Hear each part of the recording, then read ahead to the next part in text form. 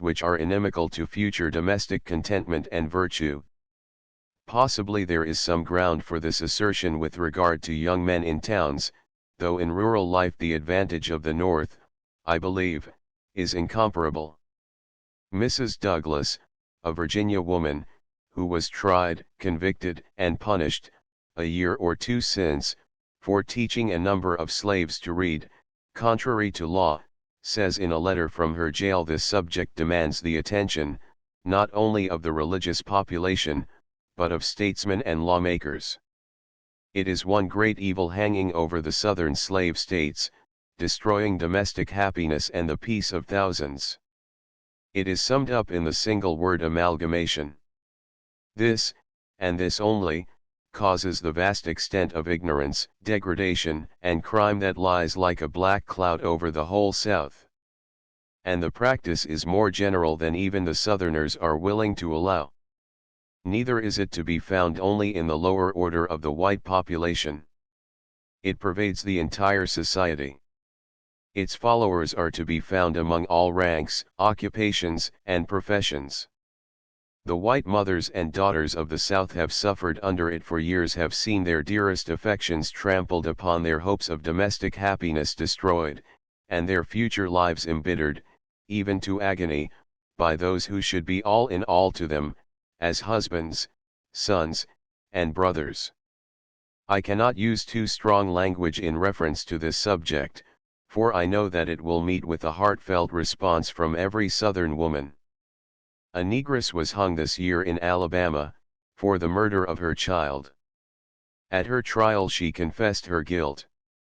She said her owner was the father of the child, and that her mistress knew it, and treated it so cruelly in consequence, that she had killed it to save it from further suffering, and also to remove a provocation to her own ill treatment. A large planter told, as a reason for sending his boys to the North to be educated, that there was no possibility of their being brought up in decency at home. Another planter told me that he was intending to move to a free country on this account. He said that the practice was not occasional or general, it was universal. There is not, he said, a likely-looking black girl in this state that is not the concubine of a white man. There is not an old plantation in which the grandchildren of the owner are not whipped in the field by his overseer. I cannot bear that the blood of the should run in the veins of slaves. He was of an old Scotch family. New Orleans, Sunday. Walking this morning through a rather mean neighborhood, I was attracted, by a loud chorus singing, to the open door of a chapel or small church.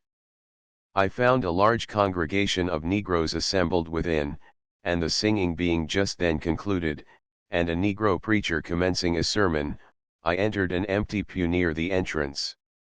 I had no sooner taken a seat than a Negro usher came to me, and, in the most polite manner, whispered, "Won't you please to let me give you a seat higher up, master, long o' tudder white folks." I followed him to the uppermost seat, facing the pulpit, where there were 3 other white persons. One of them was a woman, old, very plain, and not as well dressed as many of the Negroes. Another looked like a ship's officer, and was probably a member of the police force in undress, what we call a spy, when we detect it in Europe. Both of these remained diligently and gravely attentive during the service. The third was a foreign-looking person, very flashily dressed and sporting a yellow-headed walking stick, and much cheap jewelry. The remainder of the congregation consisted entirely of colored persons, many of them, however, with light hair and hardly any perceptible indications of having African blood.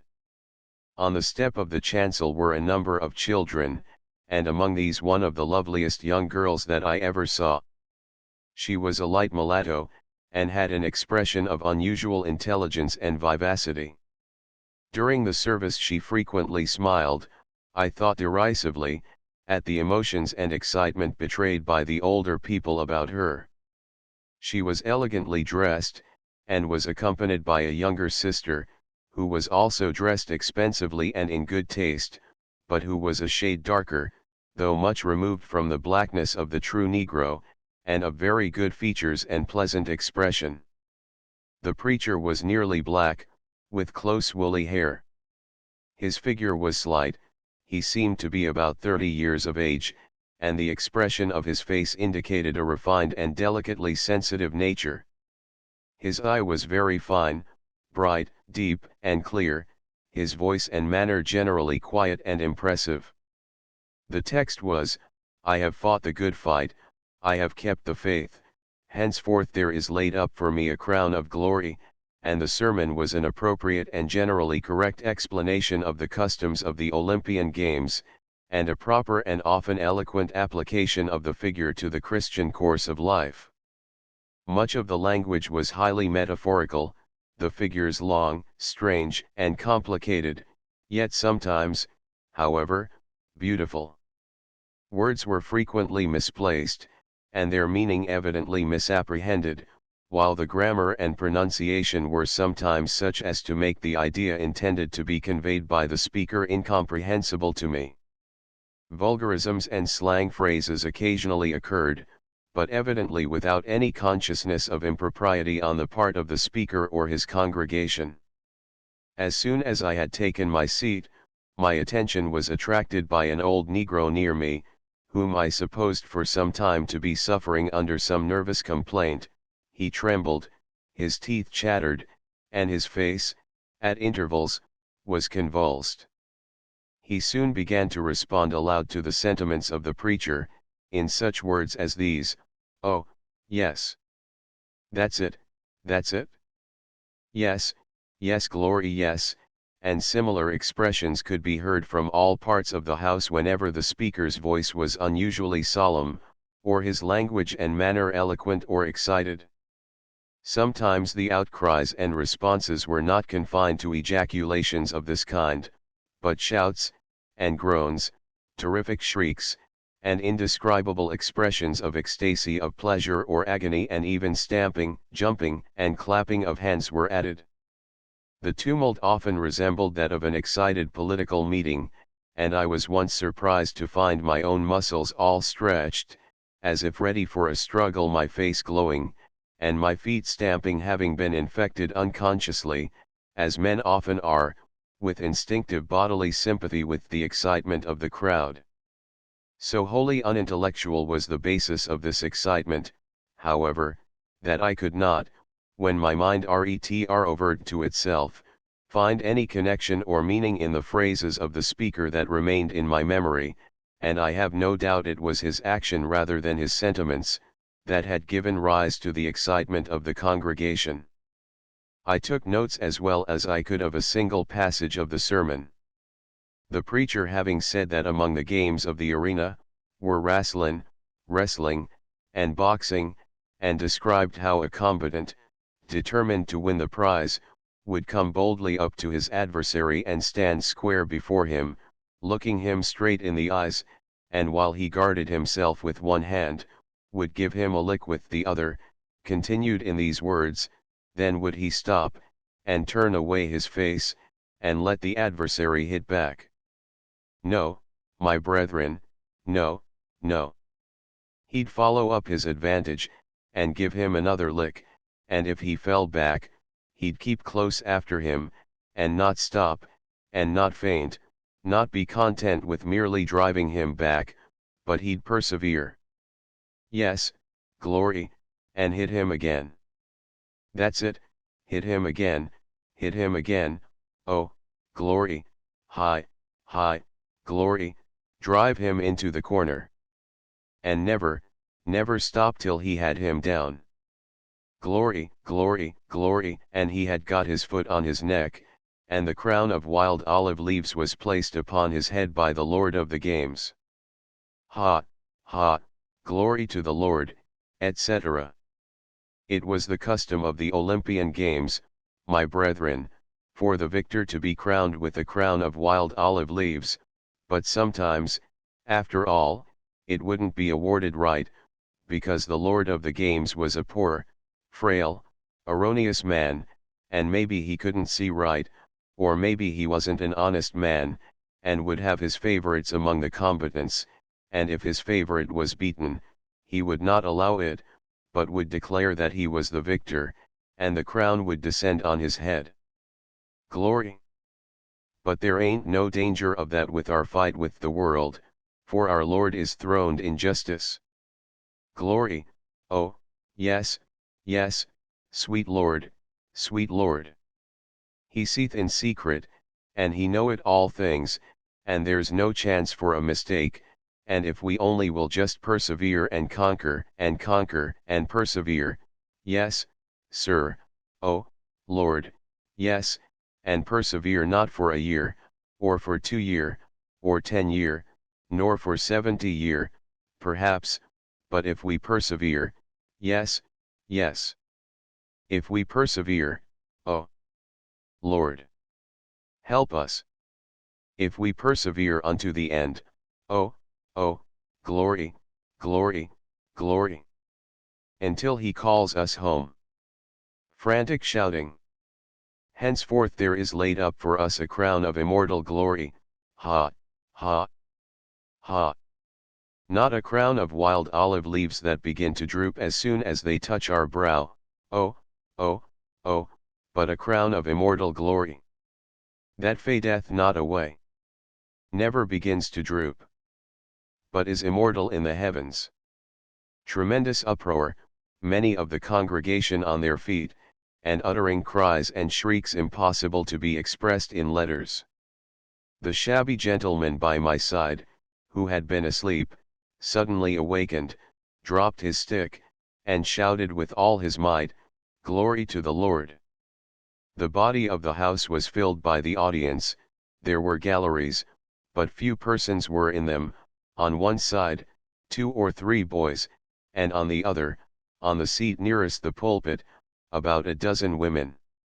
The preacher was drawing his sermon to a close, and offering some sensible and pertinent advice, soberly and calmly, and the congregation was attentive and comparatively quiet, when a small old woman, perfectly black, among those in the gallery, suddenly rose, and began dancing and clapping her hands, at first with a slow and measured movement, and then with increasing rapidity, at the same time beginning to shout ha, ha. The women about her arose also, and tried to hold her, as there appeared great danger that she would fall out of the gallery, and those below left their pews that she might not fall upon them. The preacher continued his remarks much the best part of his sermon, but it was plain that they were wasted.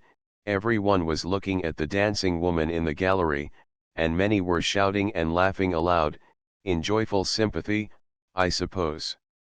His eye flashed as he glanced anxiously from the woman to the people, and then stopping in the middle of a sentence, a sad smile came over his face, he closed the book and bowed his head upon his hands to the desk. A voice in the congregation struck into a tune, and the whole congregation rose and joined in a roaring song. The woman was still shouting and dancing, her head thrown back and rolling from one side to the other.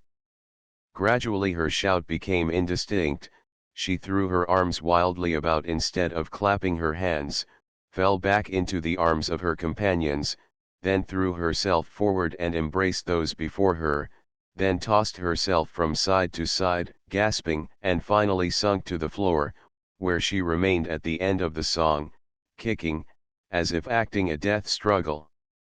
Another man now arose in the pulpit, and gave out a hymn, naming number and page, and holding a book before him, though I thought he did not read from it, and I did not see another book in the house.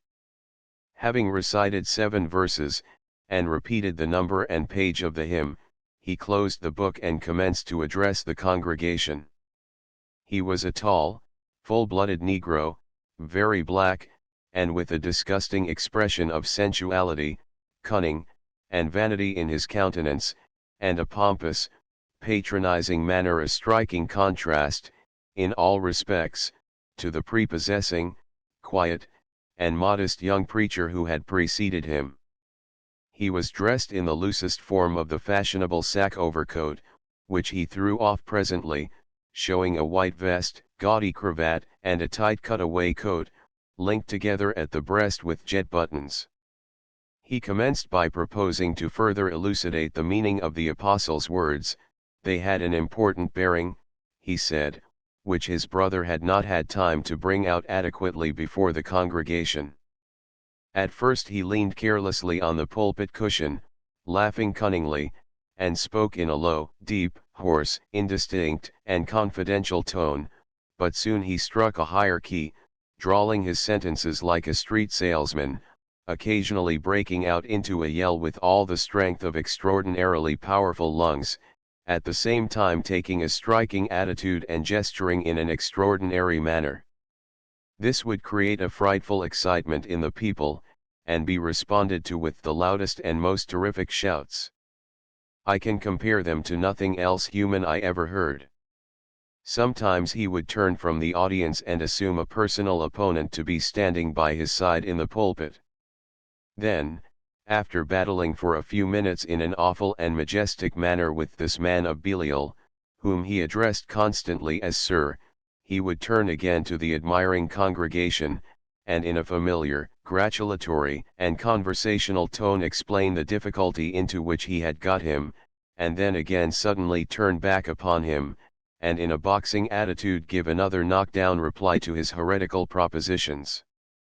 His language was in a great part unintelligible to me, but the congregation seemed to enjoy it highly, and encouraged and assisted him in his combat with Sir Knight of his imagination most tumultuously, and I soon found that this poor gentleman, over whom he rode his high horse so fiercely, was one of those who take unto themselves the name of Baptist, and that the name of his own charger was Perseverance of the Saints.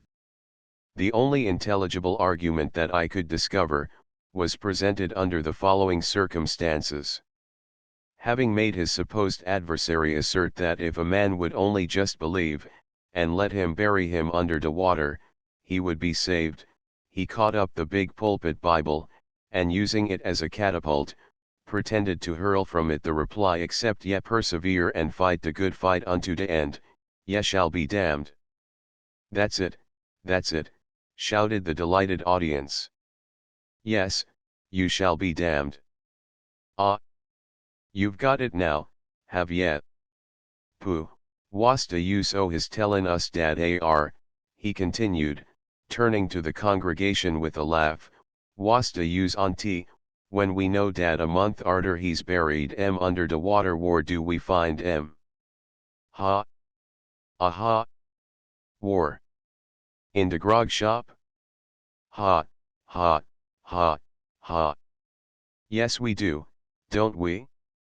Yes, yes. In de rum hole? Ha! Ha! Ha! Yes. Yes. O Lord, and we know de spirit of rum and de spirit of God hasn't got no feeny ties. Yeah, ha, ha, yes, yes, that's it, oh, my Jesus. Oh, oh, glory, glory. Sutnly, sa. You may launch out upon the ocean a drop of oil way up to Virginie, and we'll launch another one here to Louisiana, and when day meets no matter how far day been gone they'll unite. Why, sa? Because day's got de feeny ties, sa. But the spirit of rum hain't got nary sort o' finity with the spirit, etc. 3 of the congregation threw themselves into hysterics during this harangue, though none were so violent as that of the woman in the gallery. The man I had noticed first from his strange convulsive motions, was shaking as if in a violent ague, and frequently snatched the sleeve of his coat in his teeth as if he would rend it. The speaker at length returned to the hymn, repeated the number and page and the first 2 lines. These were sung, and he repeated the next, and so on, as in the Scotch Presbyterian service. The congregation sang, I think every one joined, even the children, and the collective sound was wonderful. The voices of 1 or 2 women rose above the rest, and one of these soon began to introduce variations, which consisted mainly of shouts of oh, oh, at a piercing height. Many of the singers kept time with their feet, balancing themselves on each alternately, and swinging their bodies accordingly. The reading of the lines would be accompanied also by shouts, as during the previous discourse. When the preacher had concluded reading the last two lines, as the singing again proceeded, he raised his own voice above all, turned around, clapped his hands, and commenced to dance, and laughed aloud first with his back, and then with his face to the audience. The singing ceased, but he continued his movements, leaping, with increasing agility, from one side of the pulpit to the other. The people below laughed and shouted, and the two other preachers who were shut in the pulpit with the dancer, tried hard to keep out of his way, and threw forward their arms or shoulders, to fend off his powerful buffets as he surged about between them. Swinging out his arms at random, with a blow of his fist he knocked the great Bible spinning off the desk, to the great danger of the children below, then threw himself back, jamming the old man, who was trying to restrain him, against the wall. At the next heave, he pitched head foremost into the young preacher, driving him through the door and falling with him half down the stairs, and after bouncing about a few moments, jerking his arms and legs violently, like a supple jack, in every direction, and all the time driving his breath with all the noise possible between his set teeth, and trying to foam at the mouth and act an epileptic fit, there he lay as if dead, the young preacher, with the same sad smile, and something of shame on his face, sitting on the stair holding his head on his shoulder, and grasping one of his hands, while his feet were extended up into the pulpit. The third man in the pulpit, a short, aged negro, with a smiling face, and a pleasing manner, took the Bible, which was handed up to him by one of the congregation, laid it upon the desk, and, leaning over it, told the people, in a gentle, conversational tone, that the love feast would be held at 4 o'clock, gave some instructions about the tickets of admission, and severely reproved those, who were in the habit of coming late, and insisted upon being let in after the doors were locked. He then announced that the doxology would be sung, which accordingly followed, another woman going into hysterics at the close. The prostrate man rose, and released the young preacher, who pronounced the apostles' blessing, and the congregation slowly passed out, chatting and saluting one another politely as they went, and bearing not the slightest mark of the previous excitement. I came to Mr. R.'s plantation by a steamboat, late at night. As the boat approached the shore, near his house, her big bell having been rung some 10 minutes previously, a negro came out with a lantern to meet her. The boat's bow was run boldly against the bank. I leaped ashore, the clerk threw out a newspaper and a package, saying to the negro, "That's for your master, and that's for so and so, tell your master, and ask him to give it to him." The boat bounded off at once. By her own elasticity, the starboard wheel was backed for a turn or two, and the next minute the great edifice was driving up the stream again, not a rope having been lifted, nor any other movement having been made on board, except by the pilot and engineer. "Do you belong to Mr. R.?" I asked the negro. "Yes, sir. Is you going to our house, master?" "Yes." "I'll show you the way, then, sir," and he conducted me in, leaving the parcels the clerk had thrown out, where they had fallen, on the bank. A negro woman prepared a bed for me, waited at the door till I had put out my light, and then returned to tuck in the mosquito bar tightly about the bed. This was merely from custom, as there were no mosquitoes at that season. In the morning the same woman awakened me, opened the curtains, and asked me to take the money which she had found in the pockets of my clothing, while she took it out to be brushed. Mr. R. is a Southerner by birth, but was educated at the North, where, also, and in foreign countries, he has spent a large part of his life. He is a man of more than usual precision of mind, energetic and humane, and while his Negroes seemed to be better disciplined than any others I had seen, they evidently regarded him with affection, respect, and pride. He had been ill for some weeks previous to my visit, and when he walked out with me, on the second day, it was the first time since the commencement of his illness that his field hands had seen him. The first Negroes we met were half a dozen women, who were going up to the nursery to suckle their children, the overseer's bell having been just rung, at 11 o'clock, to call them in from work for that purpose. Mr. R. said that he allowed them 2 hours to be with their children while nursing at noon, and to leave work an hour earlier at night than the other field hands. The women all stopped as we met them, and asked, with much animation, "Oh, master, how is you?" "Well, I'm getting up." "How are you, girls?" "Oh, we swell, sir." "The children all well?" "Yes, master, all but Suki's, sir." "Suki's? What, isn't that well yet?" "No, master." "But it's getting well, is it not?" "Yes, master." Soon after we met a boy, driving a cart.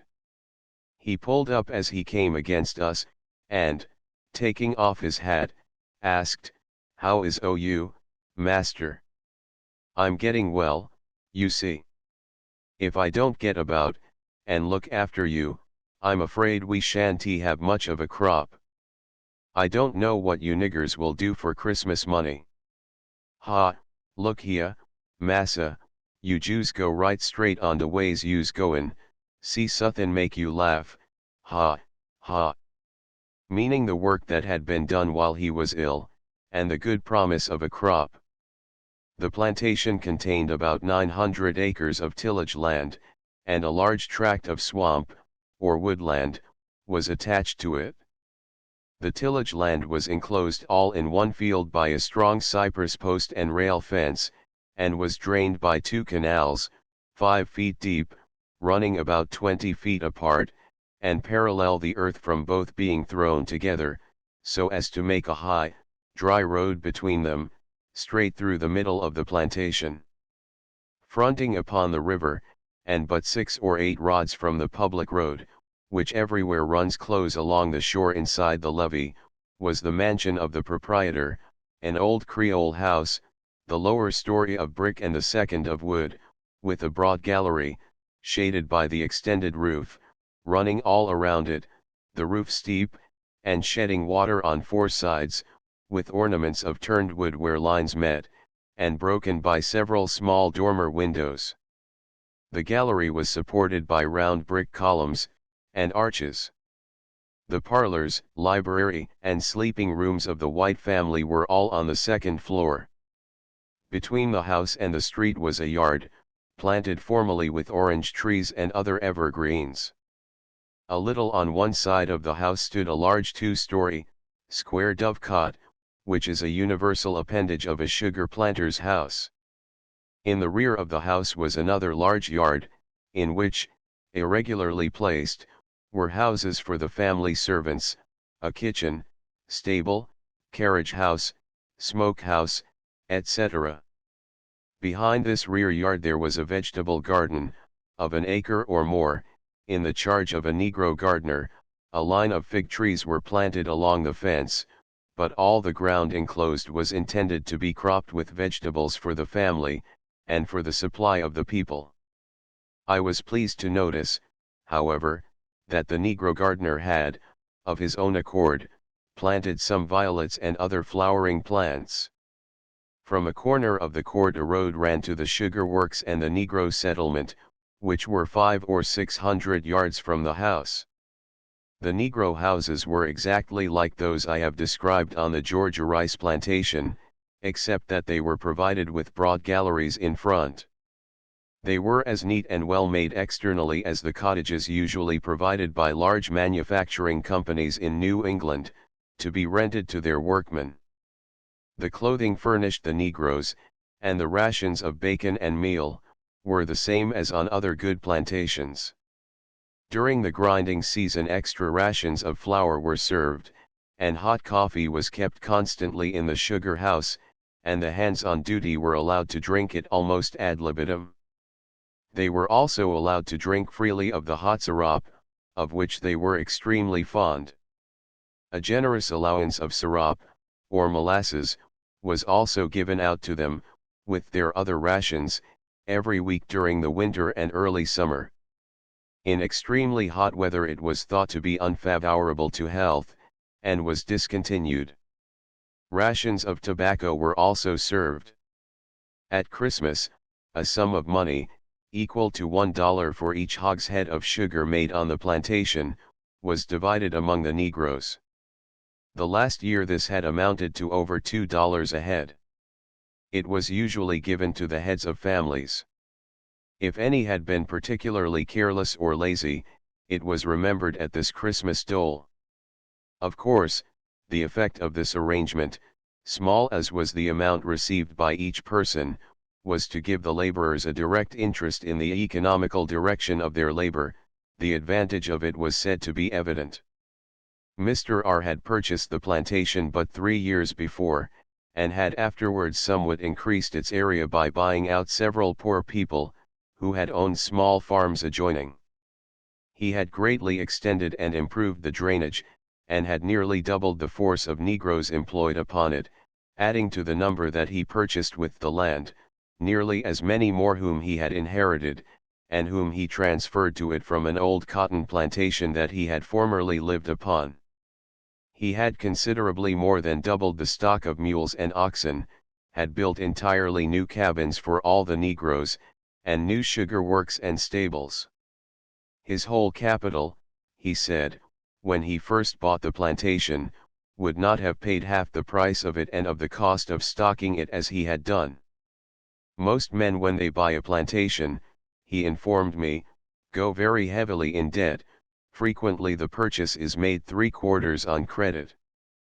Buying a plantation, were his words, whether a sugar or cotton plantation, in this country, is usually essentially a gambling operation. The capital invested in a sugar plantation of the size of mine ought not to be less than $150,000. The purchaser pays down what he can, and usually gives security for the payment of the balance in 6 annual installments, with interest, 10% per annum, from the date of the purchase. Success in sugar, as well as cotton planting, is dependent on so many circumstances, that it is as much trusting to luck as betting on a throw of dice. If his first crop proves a bad one, he must borrow money of the Jews in New Orleans to pay his first note. They will sell him this on the best terms they can, often at not less than 25% per annum. If 3 or 4 bad crops follow one another, he is ruined. But this is seldom the case, and he lives on, one year gaining a little on his debts, but almost as often enlarging them. 3 or 4 years ago there was hardly a planter in Louisiana or Mississippi who was not in very embarrassed circumstances, nearly everyone having his crops pledged to his creditors long before they were secured. The good prices and good crops of the last few years have set them all on their legs again, and this year all the jewelers' shops, and stores of rich furniture and dry goods, in New Orleans, were cleared out by the middle of the season, and everybody feels strong and cheerful. I have myself been particularly fortunate. I have made 3 good crops in succession. Last year I made 650 hogsheads of sugar, and 1,200 barrels of molasses. The molasses alone brought me a sum sufficient to pay all my plantation expenses, and the sugar yields me a clear profit of 25% on my whole investment. If I make another crop this year as good as that, I shall be able to discount my outstanding notes, and shall be clear of debt at the end of 4 years, instead of 6, which was all I had hoped for. On another plantation, which I have since visited, which had a slave population of over 200 counted as 100 field hands, the sugar works cost $40,000, and 700 barrels of sugar were made last year. On this plantation there is a steam pump, which drains the rear of the plantation over a levee, when the backwater from the swamp would otherwise prevent perfect drainage. Mr. R modestly credited his extraordinary success to luck, but I was satisfied, upon examining his improvements, and considering the reasons, which he readily gave for every operation which he showed, or described to me, that intelligence, study, and enterprise had seldom better claims to reward. Adjoining his plantation there was another of nearly twice the size, on which an equal number of negroes and only half the number of cattle were employed, and the proprietor, I was told, had had rather bad luck.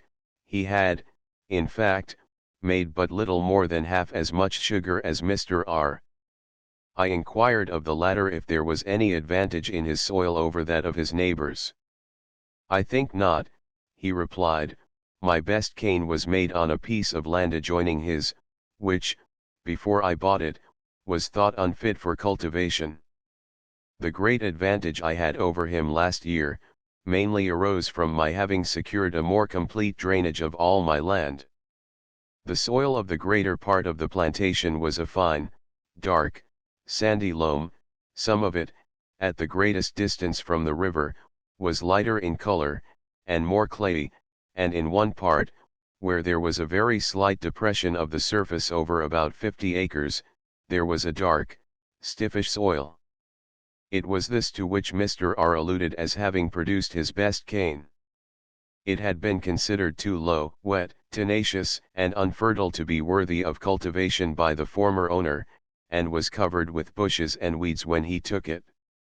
The improvement had been effected entirely by draining and fall plowing. In fall plowing, as a remedy for tenacity of soil, this gentleman's experience had given him great faith. At various points, on my tour, I found most conflicting opinions upon this point. Many, among them the president of a state agricultural society, having invariably observed pernicious effects result from it. The sugar cane is a perennial rooted plant, and the stalk does not attain its full size, under favorable circumstances, in less growing time than 12 months, and seed does not usually form upon it until the 13th or 14th month. This function, termed arrowing, it only performs in a very hot and steadily hot climate, somewhat rarely even in the West Indies. The plant is, at all stages, extremely susceptible to cold, a moderate frost not only suspending its growth, but disorganizing it so that the chemical qualities of its sap are changed, and it is rendered valueless for sugar making. As frosts of considerable severity are common in all parts of Louisiana, during 3 months of the year, of course the sugar cane is there never permitted to attain its full growth. To so much greater perfection does it arrive in the West Indies, that the cane produced on 1 acre will yield from 3,000 to 6,000 pounds of sugar, while in Louisiana 1,000 is considered the average obtained. "I could make sugar in the climate of Cuba," said a Louisiana planter to me, "for half the price that, under the most favorable circumstances, it must cost here."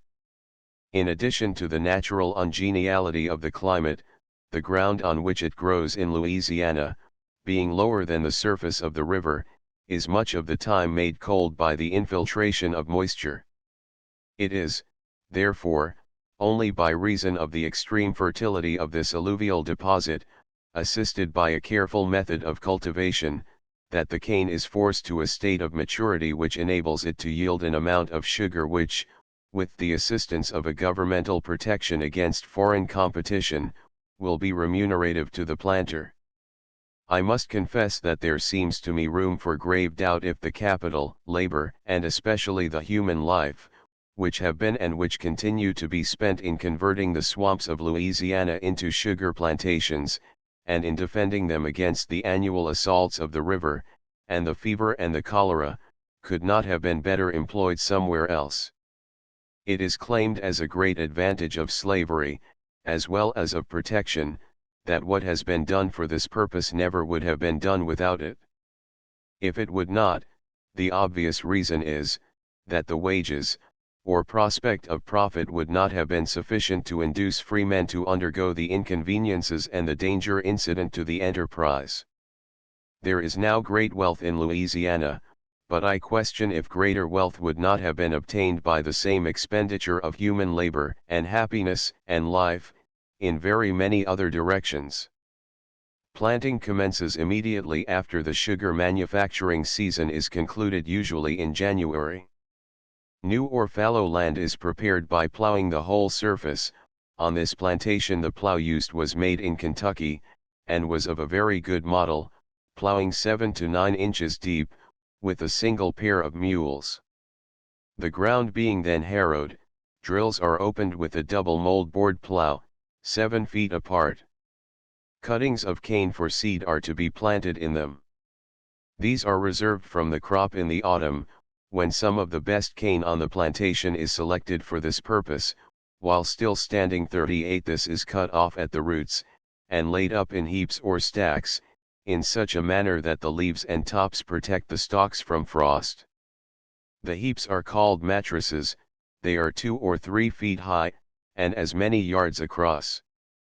At the planting season they are opened, and the cane comes out moist and green, and sweet, with the buds or eyes, which protrude at the joints, swelling. The immature top parts of the stalk are cut off, and they are loaded into carts, and carried to the ground prepared for planting. The carts used are large, with high side boards, and are drawn by 3 mules, one large one being in the shafts, and 2 lighter ones abreast, before her. The drivers are boys, who use the whip a great deal, and drive rapidly. In the field I found the laborers working in 3 divisions. The first, consisting of light hands, brought the cane by arms full from the cart, and laid it by the side of the furrows, the second planted it, and the third covered it. Planting is done by laying the cuttings at the bottom of the furrow, in such a way that there shall be 3 always together, with the eyes of each a little removed from those of the others, that is, all breaking joints. They are thinly covered with earth, drawn over them with hose. The other tools were so well selected on this plantation, that I expressed surprise at the clumsiness of the hose, particularly as the soil was light, and entirely free from stones. "Such hose as you use at the North would not last a Negro a day," said the planter. "Cane will grow for several years from the roots of the old plants, and, when it is allowed to do so, a very considerable part of the expense is avoided, but the vigor of the plant is less when growing from this source than when starting from cuttings, and the crop, when thus obtained, is annually less and less productive, until, after a number of years, depending upon the rigor of the seasons, fresh shoots cease to spring from the stubble.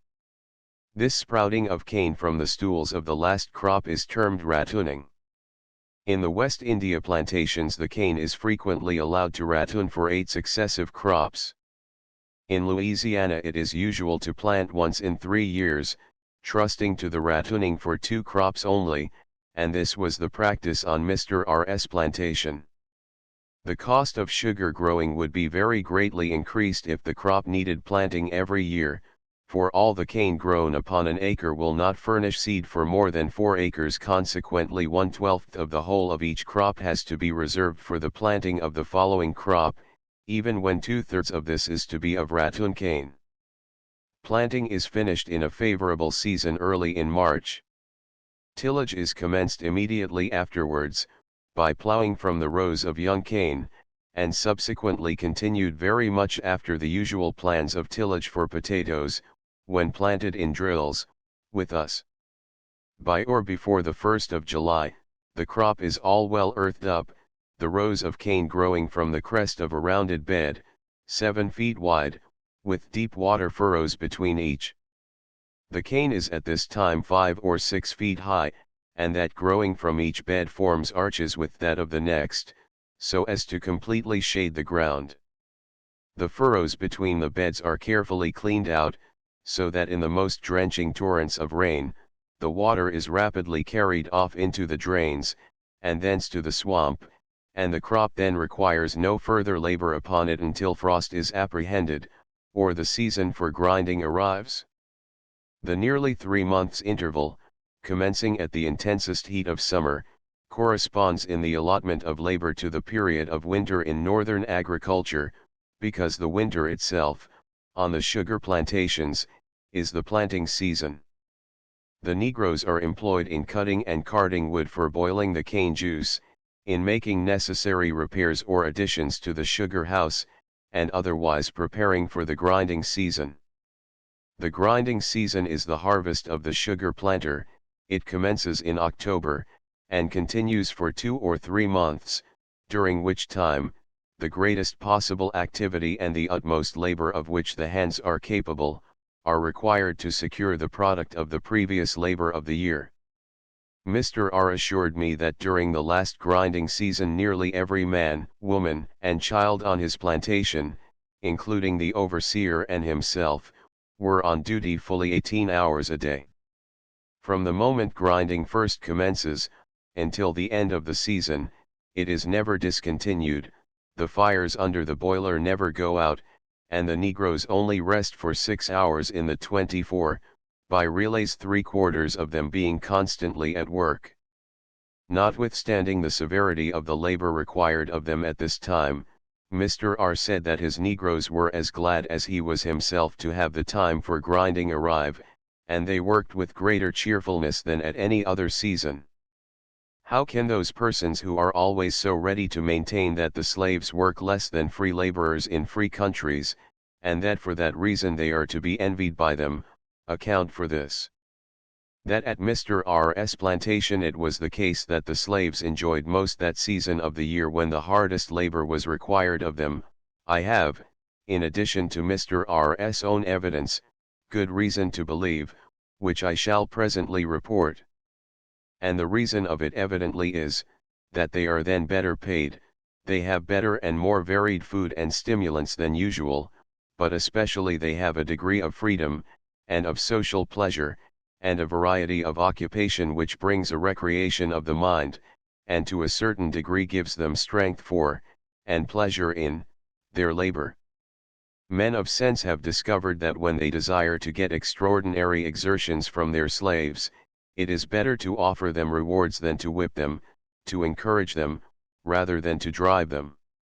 If the season has been favorable, so that the cane is strong, and well matured, it will endure a smart early frost without injury, particularly if the ground is well drained, but as rapidly as possible, after the season has arrived at which frosts are to be expected, the whole crop is cut, and put in mattresses, from which it is taken to the grinding mill as fast as it can be made to use it. The business of manufacturing sugar is everywhere carried on in connection with the planting of the cane. The shortness of the season during which the cane can be used is the reason assigned for this. The proprietors would not be willing to trust to custom mills to manufacture their produce with the necessary rapidity. If cane should be cultivated in connection with other crops, that is, on small farms, instead of great sugar-only plantations, neighborhood custom mills would probably be employed. The profit of a sugar plantation is now large, much in proportion to its size, if it be proportionately stocked, because only a very large supply of cane will warrant the proprietor in providing the most economical manufacturing apparatus. In 1849 there were 1,474 sugar estates in Louisiana, producing 236,547 hhds of sugar, but it is thought that half of this quantity was produced on less than 200 estates, that is, that 1/8 of the plantations produced 1/2 the sugar. The sugar works on some of the large estates cost over $100,000, and many of them manufacture over £1 million per annum. The profits of these, under our present tariff, in a favorable season, are immense. The apparatus used upon the better class of plantations is very admirable, and improvements are yearly being made, which indicate high scientific acquirements, and much mechanical ingenuity on the part of the inventors. The whole process of sugar manufacturing, although chemical analysis proves that a large amount of saccharin is still wasted, has been within a few years greatly improved, principally by reason of the experiments and discoveries of the French chemists, whose labors have been directed by the purpose to lessen the cost of beet sugar. Apparatus for various processes in the manufacture, which they have invented or recommended, has been improved, and brought into practical operation on a large scale on some of the Louisiana plantations, the owners of which are among the most intelligent, enterprising, and wealthy men of business in the United States. 43 plantations in the state are now furnished with apparatus constructed in accordance with the best scientific knowledge on the subject, and 914 are driven by steam engines, leaving but 560 to be worked by horsepower. Mr. R.'s sugar house, for making brown sugar, was furnished with the best kind of apparatus, at a cost of $20,000. Preparations were making for the addition of works for the manufacture of white loaf sugar, which would cost $20,000 more. I have visited one plantation on which the sugar works are said to have cost over $100,000. At one corner of Mr. R.'s plantation, there was a hamlet consisting of about a dozen small houses or huts, built of wood or clay, in the old French peasant style. The residents owned small farms, on which they raised a little corn and rice, but Mr. R. described them as lazy vagabonds, doing but little work, and spending much time in shooting, fishing, and play. He wanted much to buy all their land, and get them to move away. He had already bought out some of them, and had made arrangements by which he hoped soon to get hold of the land of some of the rest. He was willing to pay 2 or 3 times as much as the property was actually worth, to get them to move off. As fast as he got possession, he destroyed their houses and gardens, removed their fences and trees, and brought all their land into his cane plantation. Some of them were mechanics. One was a very good mason, and he employed him in building his sugar works and refinery, but he would be glad to get rid of them all, and depend entirely on slave mechanics. Of these he had several already, and he could buy more when he needed them. Why did he so dislike to have these poor people living near him? I asked. Because, he straightway answered, they demoralized his Negroes. Seeing them living in apparent comfort, without much property and without steady labor, the slaves could not help thinking that it was unnecessary for men to work so hard as they themselves were obliged to, and that if they were free they would not work. Besides, the intercourse of these people with the Negroes was not favorable to good discipline. They would get the Negroes to do them little services, and would pay with luxuries which he did not wish his slaves to have. It was better that they never saw anybody off their own plantation. They should, if possible, have no intercourse with any other white men than their owner or overseer.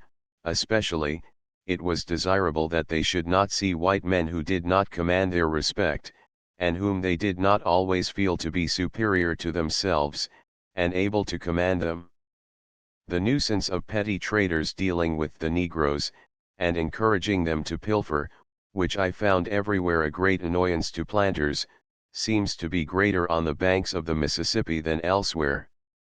The traders generally come on boats, which they moor at night on the shore, adjoining the Negro quarters, and float away whenever they have obtained any booty, with very small chance of detection.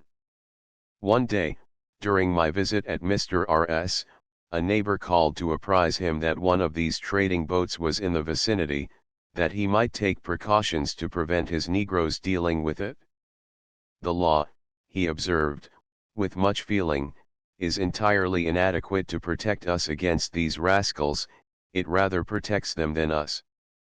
They easily evade detection in breaking it, and we can never get them punished, except we go beyond or against the law ourselves.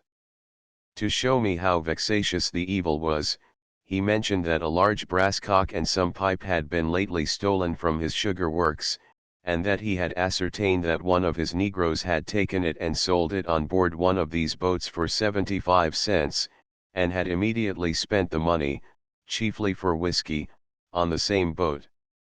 It had cost him $30 to replace it. Mr. R said that he had lately caught one of his own negroes going towards one of the chicken thieves, so the traders' boats are locally called, with a piece of machinery, unscrewed from his sugar works, which had cost him $80, but which would, very likely, have been sold for a drink. If the Negro had succeeded in reaching the boat, as he would, if a watch had not been kept, he could never have recovered it. There would have been no witnesses to the sale, the stolen goods would have been hid on board until the boat reached New Orleans, or, if an officer came to search the boat, they would have been dropped into the river, before he got on board.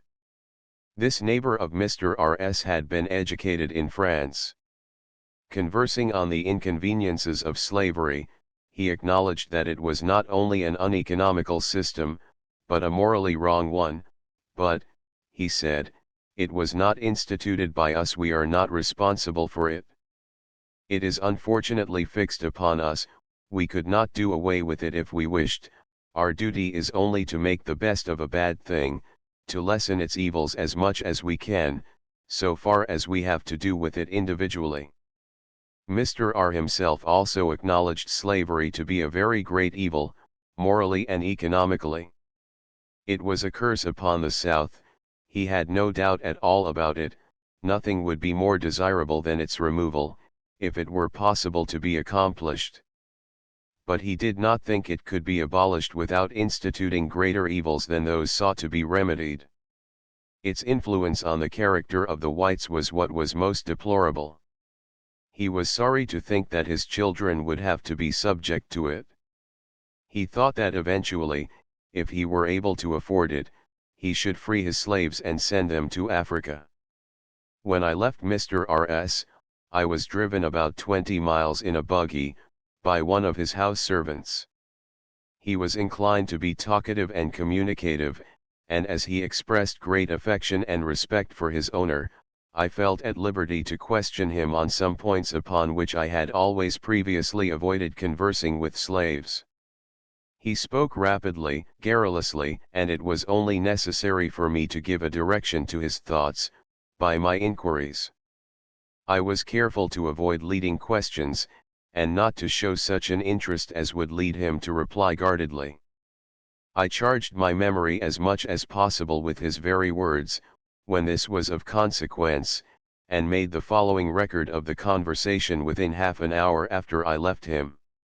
He first said that he supposed that I would see that he was not a Creole nigger, he came from Virginia.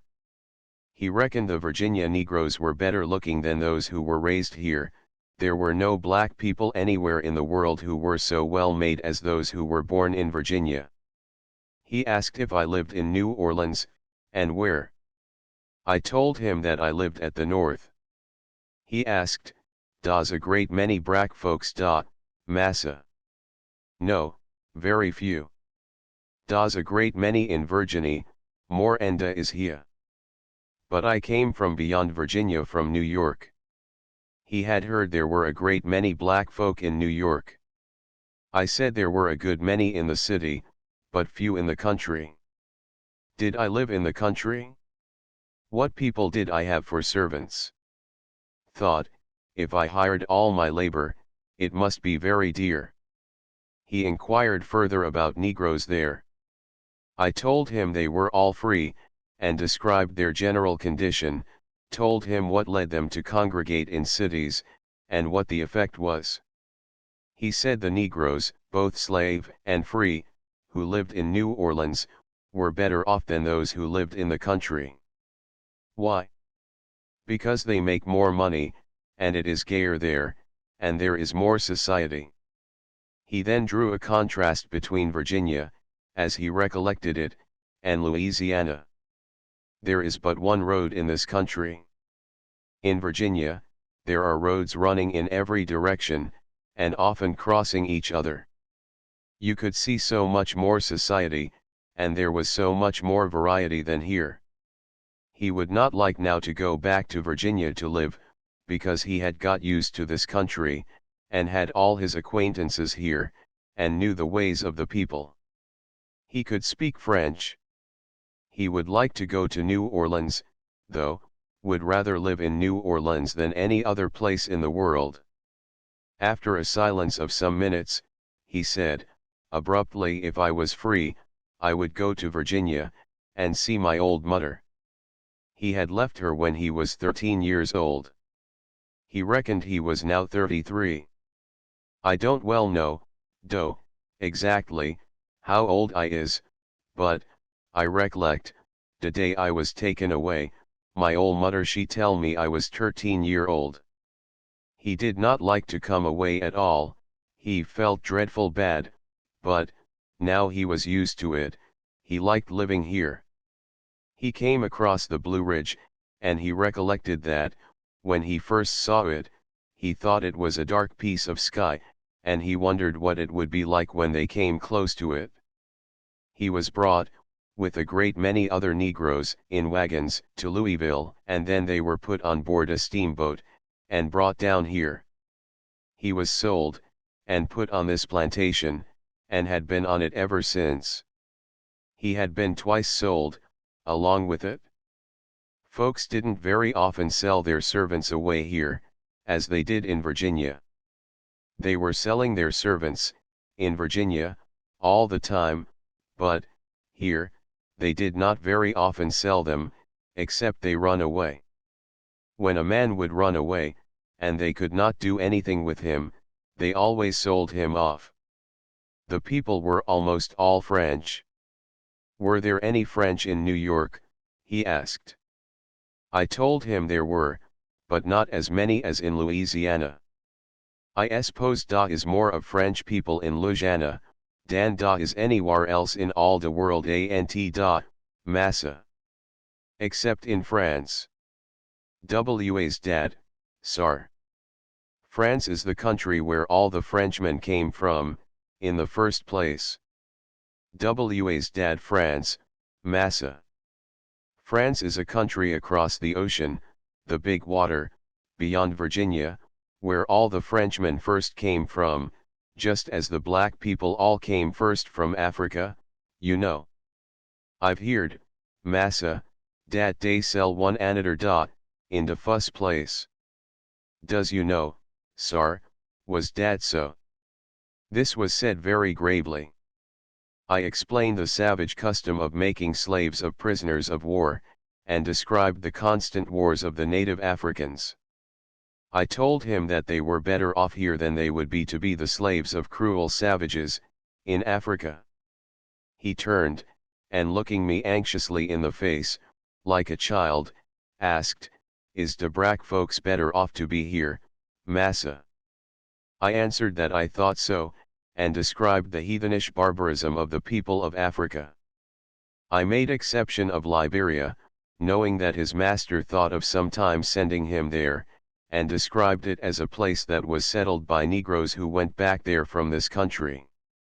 He said he had heard of it, and that they had sent a great many free Negroes from New Orleans there.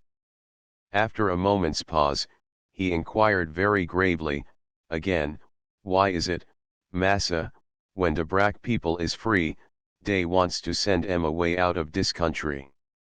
The question took me aback.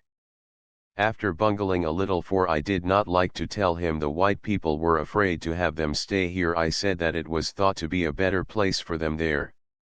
He replied, he should think, that, when they had got used to this country, it was much better that they should be allowed to stay here. He would not like to go out of this country.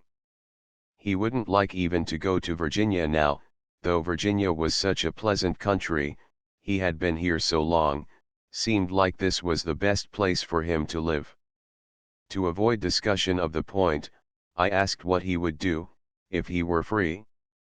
If I was free, massa, if I was free, with great animation, I would well, sir, de fust thing I would do, if I was free, I would go to work for a year, and get some money for myself den, massa, dis is what I do, I buy me, Fuss place, a little house, and little lot land, and den I would go to old Virginie, and see my old mudder.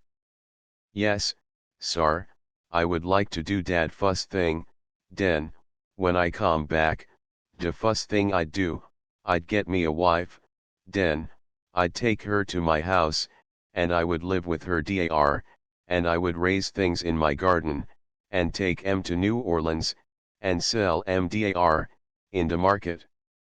That's the way I would live, if I was free. He said, in answer to further inquiries, that there were many free Negroes all about this region. Some were very rich. He pointed out to me 3 plantations, within 20 miles, owned by colored men.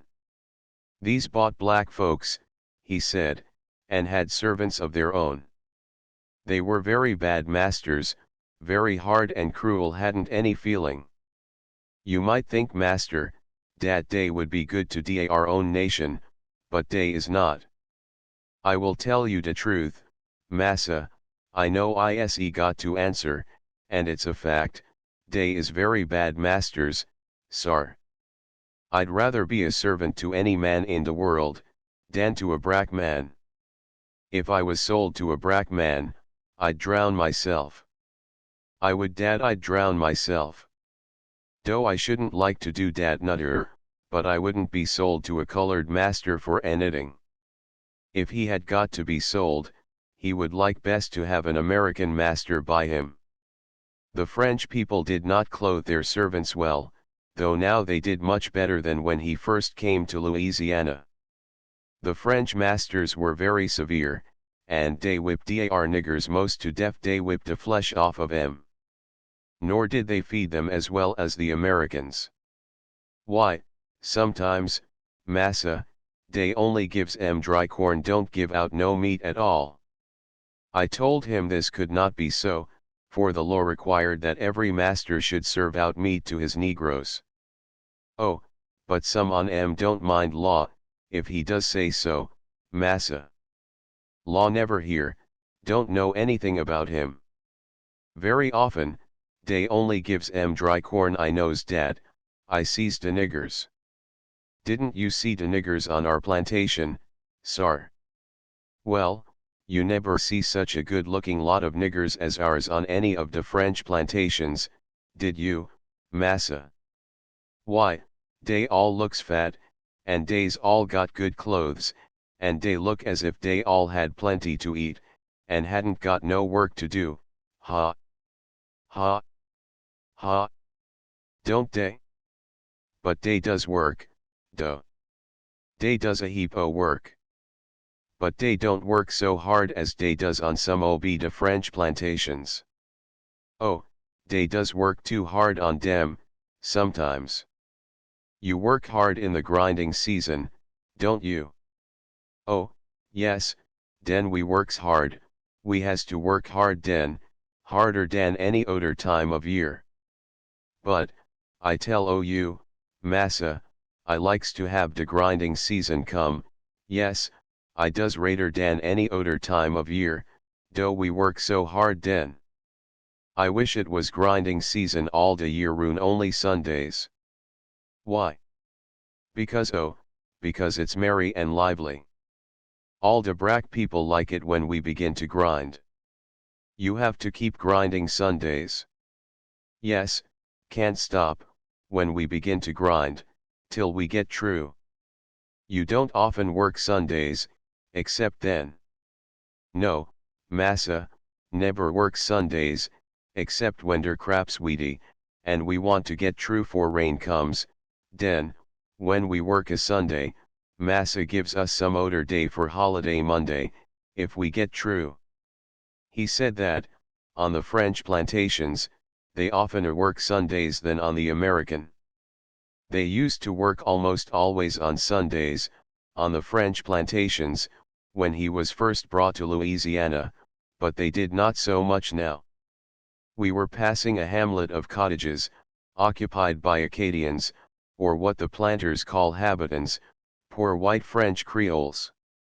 The Negroes had always been represented to me to despise the habitants, and to look upon them as their own inferiors, but William spoke of them respectfully, and, when I tempted him to sneer at their indolence and vagabond habits, refused to do so, but insisted very strenuously that they were very good people, orderly and industrious. He assured me that I was mistaken in supposing that the Creoles, who did not own slaves, did not live comfortably, or that they did not work as hard as they ought for their living. There were no better sort of people than they were, he thought. He again recurred to the fortunate condition of the Negroes on his master's plantation. He thought it was the best plantation in the state, and he did not believe there was a better lot of Negroes in the state. Some few of them, whom his master had brought from his former plantation, were old, but altogether, they were as right good a lot of niggers as could be found anywhere. They could do all the work that was necessary to be done on the plantation. On some old plantations they had not nearly as many Negroes as they needed to make the crop, and they drove 'em awful hard, but it wasn't so on his master's. They could do all the work, and do it well, and it was the best worked plantation, and made the most sugar to the hand of any plantation he knew of. All the niggers had enough to eat, and were well clothed, their quarters were good, and they got a good many presents. He was going on enthusiastically, when I asked, "Well, now, wouldn't you rather live on such a plantation than to be free, William?" "Oh, no, sir, I'd rather be free." "Oh, yes, sir, I'd like it better to be free, I would, Dad, master." "Why would you?" "Why, you see, master, if I was free, I'd have all my time to myself. I'd rather work for myself." "Yes. I'd like Dad better. But then, you know, you'd have to take care of yourself, and you'd get poorer." "No, sir, I would not get poorer, I would get rich, for you see, master, then I'd work all the time for myself. Suppose all the black people on your plantation, or all the black people in the country were made free at once, what do you think would become of them? What would they do you think? You don't suppose there would be much sugar raised, do you?" "Why, yes, master, I do." "Why not, sir?" "What would the black people do? Wouldn't they have to work for dar Libin? And the white people own all the land where they go into work? They hire themselves right out again, and work all the same as before. And then, when they work for themselves, they work harder than they do now to get more wages a heap harder." "I think so, sir." "I would do so, sir. I would work for hire. I don't own any land, I have to work right away again for massa, to get some money." Perceiving from the readiness of these answers that the subject had been a familiar one with him, I immediately asked, "The black people talk among themselves about this, do they, and they think so generally?" "Oh, yes, sir, they talk so, that's what they think." "Then they talk about being free a good deal, do they?" "Yes, sir. That is, they say they wish it was so, that's all they talk, master, that's all, sir." His caution was evidently excited, and I inquired no further. We were passing a large old plantation, the cabins of the Negroes upon which were wretched hovels, small, without windows, and dilapidated. A large gang of Negroes were at work by the roadside, planting cane. 2 white men were sitting on horseback, looking at them, and a Negro driver was walking among them, with a whip in his hand. William said that this was an old Creole plantation, and the Negroes on it were worked very hard. There was 3 times as much land in it as in his master's, and only about the same number of Negroes to work it. I observed, however, that a good deal of land had been left uncultivated the previous year. The slaves appeared to be working hard, they were shabbily clothed, and had a cowed expression, looking on the ground, not even glancing at us, as we passed, and were perfectly silent. "Dem's all Creole niggers," said William, "ain't no Virginie niggers da. I reckon you didn't see no such looking niggers as dem on our plantation, did you, master?" After answering some inquiries about the levee, close inside of which the road continually ran, he asked me about the levee at New York, and when informed that we had not any levee, asked me with a good deal of surprise, how we kept the water out. I explained to him that the land was higher than the water, and was not liable, as it was in Louisiana, to be overflowed. I could not make him understand this. He seemed never to have considered that it was not the natural order of things that land should be lower than water, or that men should be able to live on land, except by excluding water artificially. At length, he said, "I suppose dis here state is de lowest state dar is in de world. Dar ain't no odder state dat is low so as dis is. I suppose it is 5,500 feet lower dan any odder state." "What? I suppose, master, dat dis here state is 5,500 feet lower down dan any odder, ain't it, sir? I don't understand you." "I say dis here is de lowest ob de states, master. I suppose it's 5,500 feet lower dan any odder, lower down, ain't it, master?" "Yes, it's very low." This is a good illustration of the childlike quality common in the Negroes, and which in him was particularly noticeable, notwithstanding the shrewdness of some of his observations. Such an apparent mingling of simplicity and cunning, ingenuousness and slyness, detracted much from the weight of his opinions and purposes in regard to freedom. I could not but have a strong doubt if he would keep to his word, if the opportunity were allowed him to try his ability to take care of himself. Chapter 9. From Louisiana through Texas. The largest part of the cotton crop of the United States is now produced in the Mississippi Valley, including the lands contiguous to its great southern tributary streams, the Red River and others. The proportion of the whole crop which is produced in this region is constantly and very rapidly increasing. This increase is chiefly gained by the forming of new plantations and the transfer of slave labor westward. The common planter of this region lives very differently to those whose plantations I have hitherto described.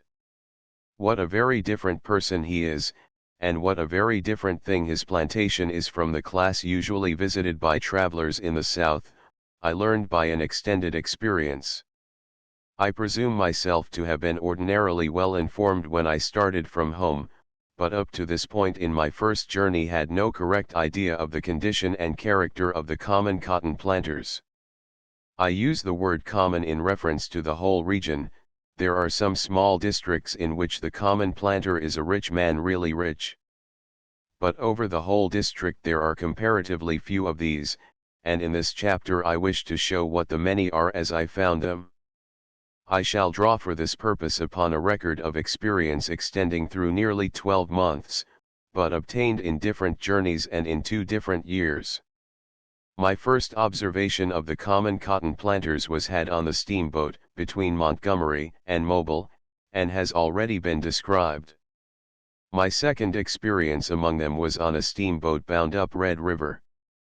On a certain Saturday morning, when I had determined upon the trip, I found that 2 boats, the Swamp Fox and the St. Charles, were advertised to leave the same evening, for the Red River.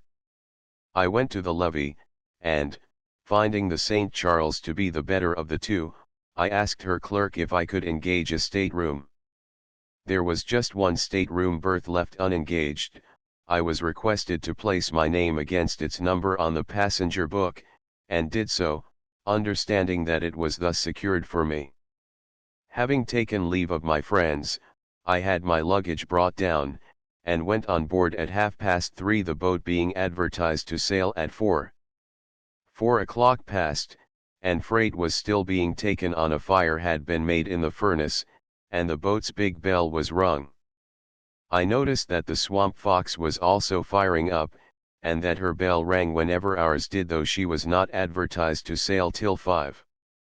At length, when 5 o'clock came, the clerk told me he thought, perhaps, they would not be able to get off at all that night, there was so much freight still to come on board.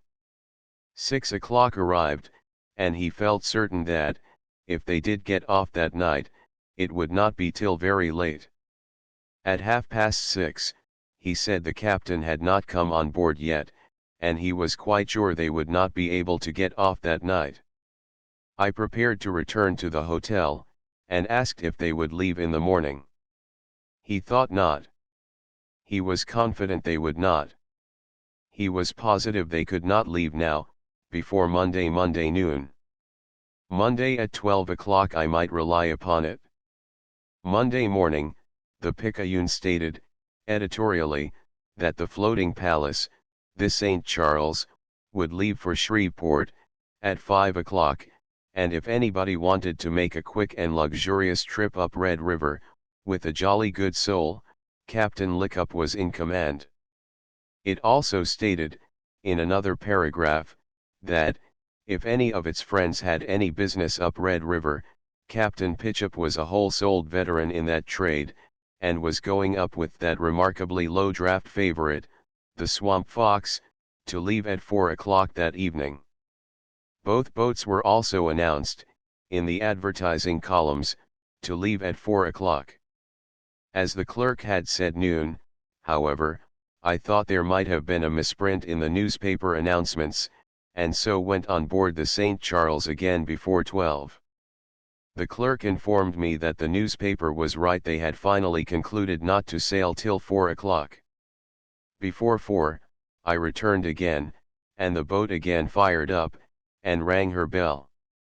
So did the Swamp Fox. Neither, however, was quite ready to leave at 4 o'clock. Not quite ready at 5. Even at 6 not yet quite ready. At 7, the fires having burned out in the furnace, and the stevedores having gone away, leaving a quantity of freight yet on the dock, without advising this time with the clerk, I had my baggage retransferred to the hotel. A similar performance was repeated on Tuesday. On Wednesday, I found the berth I had engaged occupied by a very strong man, who was not very polite, when I informed him that I believed there was some mistake, that the berth he was using had been engaged to me. I went to the clerk, who said that he was sorry, but that, as I had not stayed on board at night, and had not paid for the berth, he had not been sure that I should go, and he had, therefore, given it to the gentleman who now had it in possession, and whom, he thought, it would not be best to try to reason out of it. He was very busy, he observed, because the boat was going to start at 4 o'clock, if I would now pay him the price of passage, he would do the best he could for me. When he had time to examine, he could probably put me in some other stateroom, perhaps quite as good a one as that I had lost. Meanwhile he kindly offered me the temporary use of his private stateroom. I inquired if it was quite certain that the boat would get off at 4, for I had been asked to dine with a friend, at 3 o'clock. There was not the smallest doubt of it, at 4 they would leave. They were all ready, at that moment, and only waited till 4, because the agent had advertised that they would merely a technical point of honor. But, by some error of calculation, I suppose, she didn't go at 4. Nor at 5. Nor at 6. At 7 o'clock, the Swamp Fox and the St. Charles were both discharging dense smoke from their chimneys, blowing steam and ringing bells. It was obvious that each was making every exertion to get off before the other. The captains of both boats stood at the break of the hurricane deck, apparently waiting in great impatience for the mails to come on board. This St. Charles was crowded with passengers, and her decks were piled high with freight. Bumboatmen, about the bows, were offering shells, and oranges, and bananas, and newsboys, and peddlers, and tract distributors, were squeezing about with their wares among the passengers. I had confidence in their instinct, there had been no such numbers of them the previous evenings, and I made up my mind, although past 7 o'clock, that the St. Charles would not let her fires go down again. Among the peddlers there were 2 of cheap literature, and among their yellow covers, each had 2 or 3 copies of the cheap edition, pamphlet, of Uncle Tom's Cabin. They did not cry it out as they did the other books they had, but held it forth among others, so its title could be seen. One of them told me he carried it because gentlemen often inquired for it, and he sold a good many, at least 3 copies were sold to passengers on the boat. Another young man, who looked like a beneficiary of the Education Society, endeavoring to pass a college vacation in a useful and profitable manner, was peddling a Bible defense of slavery, which he made eloquent appeals, in the manner of a pastoral visit, to us, each personally, to purchase. He said it was prepared by a clergyman of Kentucky, and every slaveholder ought to possess it. When he came to me, I told him that I owned no slaves, and therefore had no occasion for it. He answered that the world was before me, and I perhaps yet might own many of them. I replied so decidedly that I should not, that he appeared to be satisfied that my conscience would not need the book, and turned back again to a man sitting beside me, who had before refused to look at it. He now urged again that he should do so, and forced it into his hands, open at the title page, on which was a vignette, representing a circle of colored gentlemen and ladies, sitting around a fireplace with a white person standing behind them, like a servant, reading from a book. Here we see the African race as it is in America, under the blessed "now you go to hell." I've told you 3 times I didn't want your book. If you bring it here again I'll throw it overboard. I own niggers, and I calculate to own more of 'em, if I can get 'em, but I don't want any damned preachin' about it. That was the last I saw of the book peddler. It was 20 minutes after 7 when the captain observed scanning the levee in every direction, to see if there was another cart or carriage coming towards us. No use waiting any longer, I reckon, throw off, Mr. Hetty. The swamp fox did not leave, I afterwards heard, till the following Saturday. We backed out, winded round head up, and as we began to breast the current a dozen of the negro boat hands, standing on the freight, piled up on the low forecastle, began to sing, waving hats and handkerchiefs, and shirts lashed to poles, towards the people who stood on the sterns of the steamboats at the levee. After losing a few lines, I copied literally into my notebook, "Yes, see dem boat way da ahead. Chorus o hoya hiwa. De San Charles is arter m, de muse go behind. Cho o hoya hiwa, so stir up da, my livelies, stir her up," pointing to the furnaces. Cho o hoya hiwa. Days burnin' not en but fat en rosum. Cho o hoya hiwa. Oh, we is gwine up de Red River, oh. Cho o hoya hiwa. Oh, we muse part from you da asho. Cho o hoya hiwa. Give my lube to Dinah, oh. Cho o hoya hiwa. For we is gwine up de Red River. Cho o hoya hiwa. Yes, we is gwine up de Red River. Cho o hoya hiwa. Oh, we must part from you da, oh. Cho o hoya hiwa. The wit introduced into these songs has, I suspect, been rather overestimated. As soon as the song was ended, I went into the cabin to remind the clerk to obtain a berth for me. I found 2 brilliant supper tables reaching the whole length of the long cabin, and a file of men standing on each side of both of them, ready to take seats as soon as the signal was given.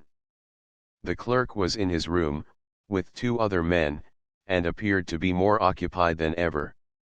His manner was, I thought, now rather cool, not to say rude, and he very distinctly informed me that every berth was occupied, and he didn't know where I was to sleep. He judged I was able to take care of myself, and if I was not, he was quite sure that he had too much to do to give all his time to my surveillance. I then went to the commander, and told him that I thought myself entitled to a berth. I had paid for one, and should not have taken passage in the boat, if it had not been promised me. I was not disposed to fight for it, particularly as the gentleman occupying the berth engaged to me was a deal bigger fellow than I, and also carried a bigger knife, but I thought the clerk was accountable to me for a berth, and I begged that he would inform him so. He replied that the clerk probably knew his business, he had nothing to do with it, and walked away from me. I then addressed myself to a second clerk, or sub-officer of some denomination, who more good-naturedly informed me that half the company were in the same condition as myself, and I needn't be alarmed, cots would be provided for us. As I saw that the supper table was likely to be crowded, I asked if there would be a second table. Yes, they'll keep on eatin' till they all get through. I walked the deck till I saw those who had been first seated at the table coming out, then going in, I found the table still crowded, while many stood waiting to take seats as fast as any were vacated. I obtained one for myself at length, and had no sooner occupied it than two half-intoxicated and garrulous men took the adjoining stools. It was near 9 o'clock before the tables were cleared away, and immediately afterwards the waiters began to rig a framework for sleeping cots in their place. These cots were simply canvas shelves, 5 feet and a half long, 2 wide, and less than 2 feet apart, perpendicularly. A waiter, whose goodwill I had purchased at the supper table, gave me a hint to secure one of them for myself, as soon as they were erected, by putting my hat in it. I did so, and saw that others did the same. I chose a cot as near as possible to the midship doors of the cabin, perceiving that there was not likely to be the best possible air, after all the passengers were laid up for the night, in this compact manner. Nearly as fast as the cots were ready they were occupied. To make sure that mine was not stolen from me, I also, without much undressing, laid myself away. A single blanket was the only bed clothing provided. I had not lain long, before I was driven, by an exceedingly offensive smell, to search for a cleaner neighborhood, but I found all the cots, fore and aft, were either occupied or engaged. I immediately returned, and that I might have a dernier resort, left my shawl in that I had first obtained.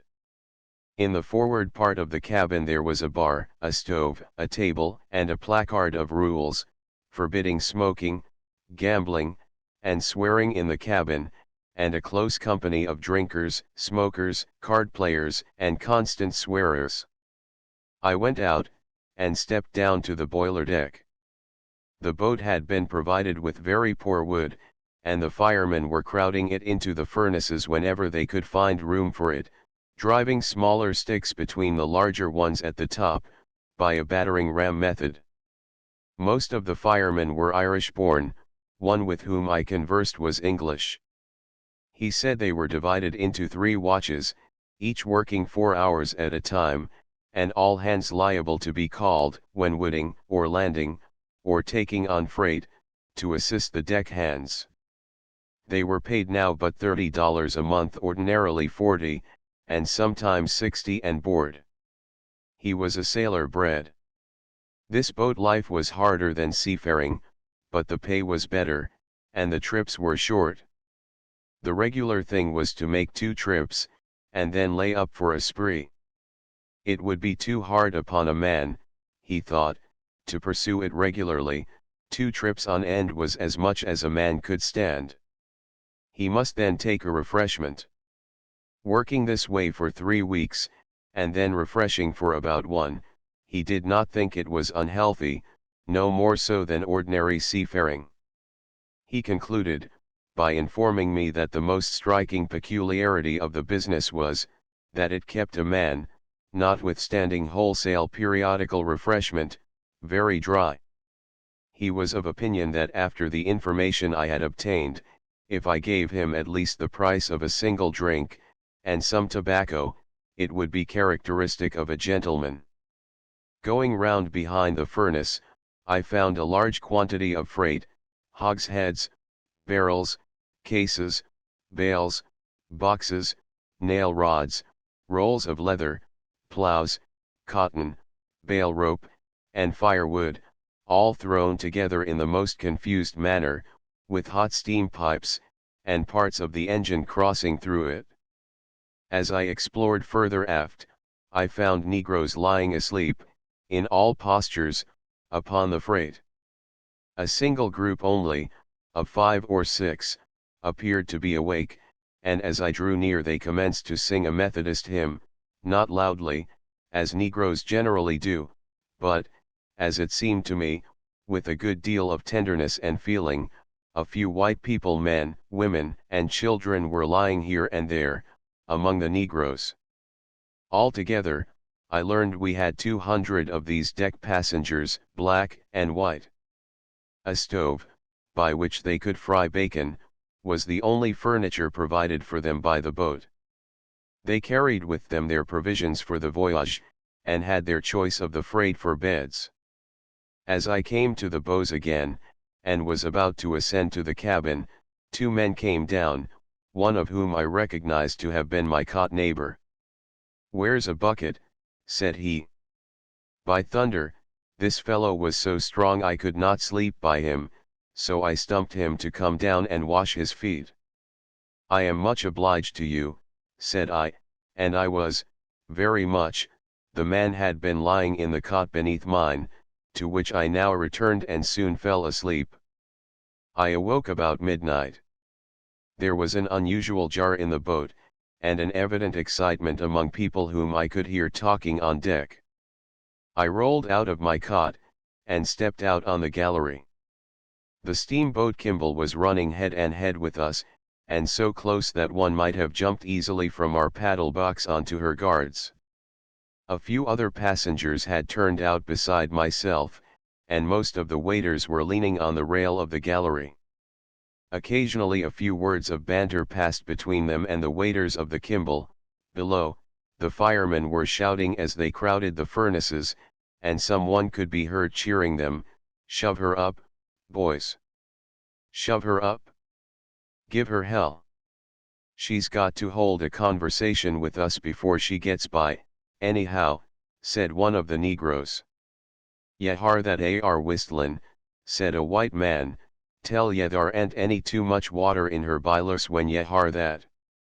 I laughed silently, but was not without a slight expectant sensation, which Burke would perhaps have called sublime. At length the Kimball slowly drew ahead, crossed our bow, and the contest was given up. "De ol' lady too heavy," said a waiter. "If I could pitch a few ton of dat ar freight off her bow, I'd bet de Kimball would be a skin her to show de way mighty quick." At 4:30 a handbell was rung in the cabin, and soon afterwards I was informed that I must get up, that the servants might remove the cot arrangement, and clear the cabin for the breakfast table. Breakfast was not ready till 7:30. The passengers, one set after another, and then the pilots, clerks, mates, and engineers, and then the free-colored people, and then the waiters, chambermaids, and passengers' body servants. Having breakfasted, the tables were cleared, and the cabin swept. The tables were then again laid for dinner. Thus the greater part of the cabin was constantly occupied, and the passengers who had no staterooms were driven to herd in the vicinity of the card tables and the bar, the lobby, social hall, I believe it is called, in which most of the passengers' baggage was deposited, or to go outside. Every part of the boat, except the bleak hurricane deck, was crowded, and so large a number of equally uncomfortable and disagreeable people I think I never saw elsewhere together. We made very slow progress, landing, it seems to me, after we entered Red River, at every bend, bottom, bayou, point, and plantation that came in sight, often for no other object than to roll out a barrel of flour, or a keg of nails, sometimes merely to furnish newspapers to a wealthy planter, who had much cotton to send to market, and whom it was therefore desirable to please.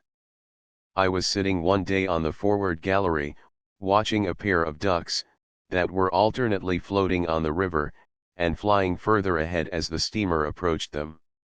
A man standing near me drew a long-barreled and very finely finished pistol from his coat pocket, and, resting it against a stanchion, took aim at them. They were, I judged, full the boat's own length, not less than 200 feet from us, and were just raising their wings to fly, when he fired. One of them only rose, the other flapped round, and when within 10 yards of the boat, dived. The bullet had broken its wing. So remarkable a shot excited, of course, not a little admiration and conversation. Half a dozen other men standing near at once drew pistols or revolvers from under their clothing, and several were fired at floating chips, or objects on the shore. I saw no more remarkable shooting, however, and that the duck should have been hit at such a distance, was generally considered a piece of luck. A man who had been in the Rangers said that all his company could put a ball into a tree, the size of a man's body, at 60 paces, at every shot, with Colt's Army revolver, not taking steady aim, but firing at the jerk of the arm. This pistol episode was almost the only entertainment in which the passengers engaged themselves, except eating, drinking, smoking, conversation, and card playing. Gambling was constantly going on, day and night. I don't think there was an interruption to it of 15 minutes in 3 days. The conversation was almost exclusively confined to the topics of steamboats, liquors, cards, blackland, redland, bottomland, timberland, warrants, and locations, sugar, cotton, corn, and Negroes. After the first night, I preferred to sleep on the trunks in the social hall, rather than among the cots in the crowded cabin, and several others did the same. There were, in fact, not cots enough for all the passengers excluded from the staterooms.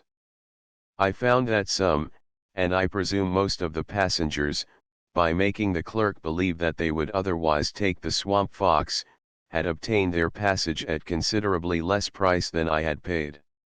On the third day, just after the dinner bell had rung, and most of the passengers had gone into the cabin, I was sitting alone on the gallery, reading a pamphlet, when a well-dressed middle-aged man accosted me. "Is that the book they call Uncle Tom's Cabin, you are reading, sir?" "No, sir." "I did not know but it was. I see that there are 2 or 3 gentlemen on board that have got it." "I suppose I might have got it in New Orleans, I wish I had." "Have you ever seen it, sir?" "Yes, sir. I'm told it shows up slavery in very high colors." "Yes, sir, it shows the evils of slavery very strongly." He took a chair near me, and said that, if it represented extreme cases as if they were general, it was not fair. Perceiving that he was disposed to discuss the matter, I said that I was a northern man, and perhaps not well able to judge, but that I thought that a certain degree of cruelty was necessary to make slave labor generally profitable, and that not many were disposed to be more severe than they thought necessary. I believed there was little wanton cruelty. He answered, that northern men were much mistaken in supposing that slaves were generally ill-treated. He was a merchant, but he owned a plantation, and he just wished I could see his Negroes. "Why, sir," he continued, "my niggers' children all go regularly to a Sunday school, just the same as my own, and learn verses and catechism and hymns. Every one of my grown-up niggers are pious, every one of them, and members of the church. I've got an old man that can pray well, Sir, I only wish I had as good a gift at praying. I wish you could just hear him pray. There are cases in which niggers are badly used, but they are not common. There are brutes everywhere. You have men, at the north, who whip their wives and they kill them sometimes.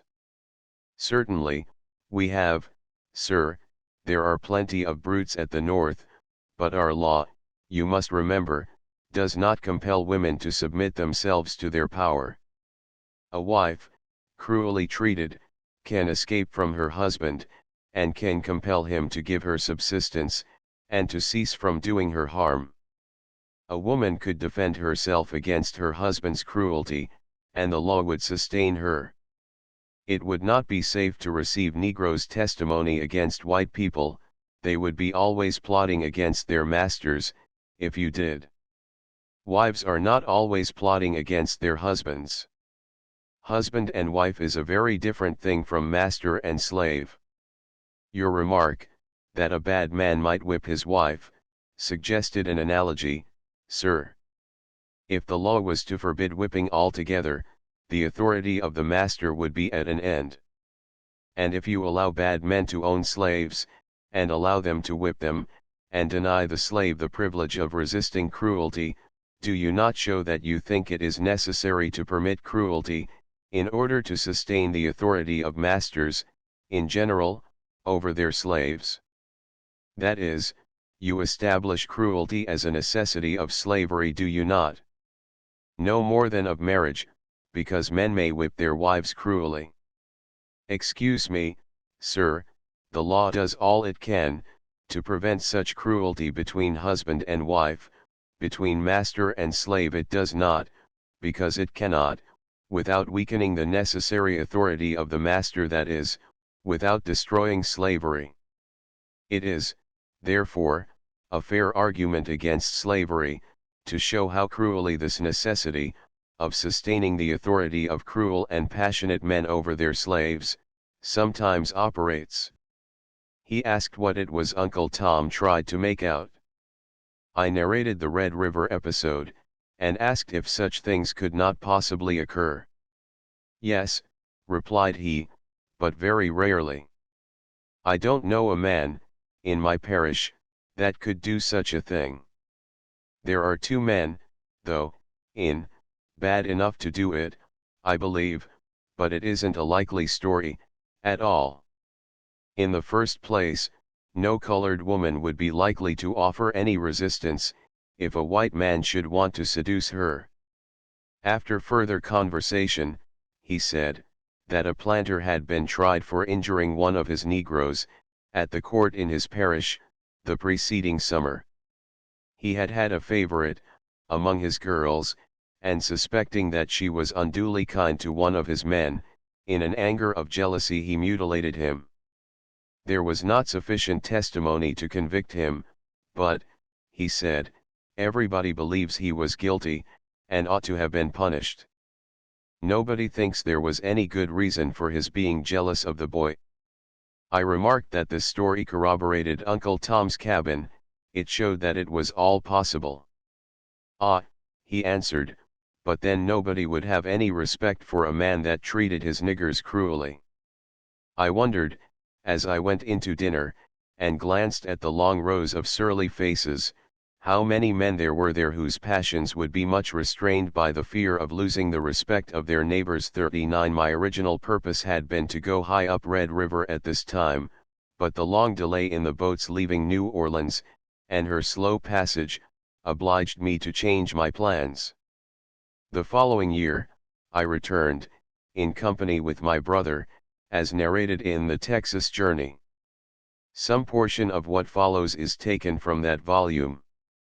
At a place called Alexandria, our progress was arrested by falls in the river which cannot be passed by boats at low stages of the water. The village is every bit a southern one, all the houses being 1 story in height, and having an open veranda before them, like the English towns in the West Indies. It contains, usually, about 1,000 inhabitants, but this summer had been entirely depopulated by the yellow fever. Of 300 who remained, 120, we were told, died. Most of the runaway citizens had returned, when we passed, though the last case of fever was still in uncertain progress. It has apparently not the least reputation for morality. At Nakidoks, the next village above on the river, a couple of men were waiting for their breakfast at the inn, when one, who looked and spoke more like a New Englander than a Southerner, said to the other, whom I presume to be an Alexandrian, possibly Elder Slocum himself, "I had a high old dream, last night." "What was it?" "Dreamt I was in hell.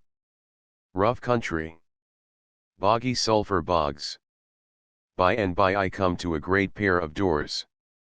Something kinder drew me right to 'em, and I had to open 'em, and go in.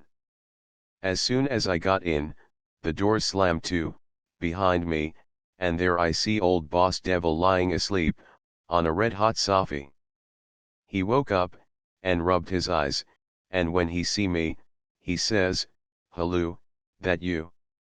'Yes, sir,' says I. 'Where'd you come from?' says he. 'From Alexandria, sir,' says I. 'Thought so,' says he, and he took down a big book, and wrote something into tea with a red-hot spike. 'Well, sir, what's going on now in Alexandria?' says he. 'Having a protracted meeting there, sir,' says I. 'Look here, my friend,' says he, 'you may stop lyin', now you've got here.' 'I ain't lyin', sir,' says I. 'Oh,' says he, 'I beg your pardon, I thought it was Alexandria on Red River, you meant.' 'So it was,' says I, 'and they are having a protracted meeting there, sure as you're alive.' 'Hell they are,' says he, jumpin' right up, 'boy, bring my boots.' A little black devil fetched him a pair of hot brass boots, and he began to draw 'em on. 'Whose doin' is that?' says he. 'Elder Slocum's, sir,' says I. 'Elder Slocum's.' 'Why in hell couldn't you have said so, before?' says he. 'Here, boy, take away these boots,' and he kicked 'em off, and laid down again. French blood rather predominates in the population in the vicinity of Nakidoks, but there is also a considerable amount of the Spanish and Indian mongrel breed. These are often handsome people, but vagabonds, almost to a man. Scarcely any of them have any regular occupation, unless it be that of herding cattle, but they raise a little maize, and fish a little, and hunt a little, and smoke and lounge a great deal, and are very regular in their attendance on divine worship, at the cathedral. In the public bar room I heard a person, who I suppose would claim the appellation of a gentleman, narrating how he had overreached a political opponent, in securing the Spanish vote at an election, and it appeared from the conversation that it was considered entirely, and as a matter of course, purchasable by the highest bidder. A man who would purchase votes at the North, would, at least, be careful not to mention it so publicly. We spent several days in Nakidoks, purchasing horses and completing the preparations for our vagrant life in Texas. One mild day of our stay we made a trip of some 10 or 15 miles out and back, at the invitation of a planter, whose acquaintance we had made at the hotel. We started in good season, but were not long in losing our way and getting upon obscure roads through the woods. The planter's residence we did not find, but one day's experience is worth a note. We rode on from 10 o'clock till 3, without seeing a house, except a deserted cabin, or meeting a human being. We then came upon a ferry across a small stream or bayou, near which was a collection of cabins. We asked the old Negro who tended the ferry if we could get something to eat anywhere in the neighborhood. He replied that his master sometimes took in travelers, and we had better call and try if the mistress wouldn't let us have some dinner. The house was a small square log cabin, with a broad open shed or piazza in front, and a chimney, made of sticks and mud, leaning against one end. A smaller detached cabin, 20 feet in the rear, was used for a kitchen. A cistern under a roof, and collecting water from 3 roofs, stood between. The water from the bayou was not fit to drink, nor is the water of the Red River, or of any springs in this region. The people depend entirely on cisterns for drinking water. It is very little white folks need, however, milk, whiskey, and, with the better class, Bordeaux wine, being the more common beverages. About the house was a large yard, in which were 2 or 3 china trees, and 2 fine Cherokee roses, half a dozen hounds, several Negro babies, turkeys and chickens, and a pet sow, teaching a fine litter of pigs how to root and wallow. 300 yards from the house was a gin house and stable, and in the interval between were 2 rows of comfortable Negro cabins. Between the house and the cabins was a large post, on which was a bell to call the Negroes. A rack for fastening horses stood near it. On the bell post and on each of the rack posts were nailed the antlers of a buck, as well as on a large oak tree nearby. On the logs of the kitchen a fresh deer skin was drying. On the railing of the piazza lay a saddle. The house had but 1 door and no window, nor was there a pane of glass on the plantation. Entering the house, we found it to contain but a single room, about 20 feet by 16. Of this space 1/4 was occupied by a bed, a great 4-poster, with the curtains open, made up in the French style, with a strong furniture calico de coverlid. A smaller camp bed stood beside it. These 2 articles of furniture nearly filled the house on one side the door. At the other end was a great log fireplace, with a fine fire. The outer door was left constantly open to admit the light. On one side the fire, next the door, was a table, a kind of dresser, with crockery, and a bureau stood on the other side, and there were 2 deerskin seated chairs and 1, Connecticut made, rocking chair. A bold-faced, but otherwise good enough looking woman of a youngish middle age, was ironing a shirt on the table. We stated our circumstances, and asked if we could get some dinner from her. She reckoned we could, she said, if we'd wait till she was done ironing. So we waited, taking seats by the fire, and examining the literature and knickknacks on the mantelpiece. These consisted of 3 Natchitoches Chronicles, a Patent Office Agricultural Report, Christie's Galvanic Almanac, a Bible, The Pirate of the Gulf, a powder horn, the sheath of a bowie knife, a whiplash, and a tobacco pipe. 3 of the hounds, a Negro child, and a white child, had followed us to the door of the cabin, 3 chickens had entered before us, a cat and kittens were asleep in the corner of the fireplace. By the time we had finished reading the queer advertisements in French of runaway Negroes in the Chronicle, 2 of the hounds and the black child had retired, and a 10-colored hound, very lean, and badly crippled in one leg, had entered and stood asking permission with his tail to come to the fireplace. The white child, a frowsy girl of 10, came toward us. I turned and asked her name. She knitted her brows, but made no verbal reply. I turned my chair towards her, and asked her to come to me. She hung her head for an instant, then turned, ran to the hound and struck him a hard blow in the chops. The hound quailed. She struck him again, and he turned half around, then she began with her feet, and kicked him out, taking herself after him. At length the woman finished her ironing, and went to the kitchen, whence quickly returning, she placed upon the table a plate of cold, salt, fat pork, a cup of what to both eye and tongue seemed lard, but which she termed butter, a plate of very stale, dry, flaky, micaceous corn bread, a jug of molasses, and a pitcher of milk. "Well, now it's ready, if you'll eat it," she said, turning to us. "Best we've got. Sit up. Take some pone, and she sat down in the rocker at one end of the table. We took seats at the other end. Jupiter, what's the matter with this child?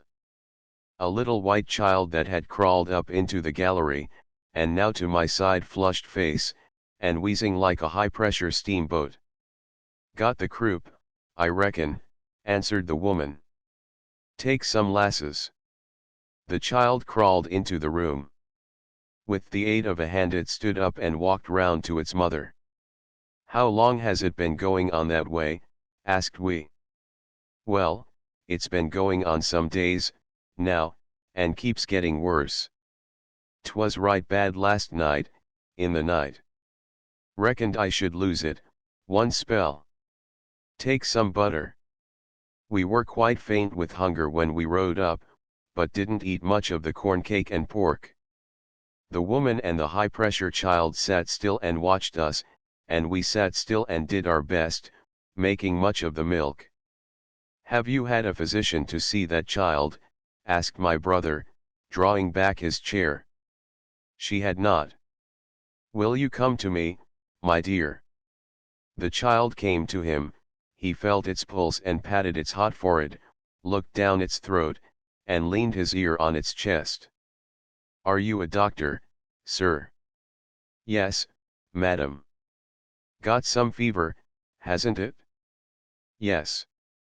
Not nigh so much as tea had last night. Have you done anything for it? Well, there was a gentleman here, he told me sweet ile and sugar would be good for tea, and I gave it a good deal of that, made it sick, it did.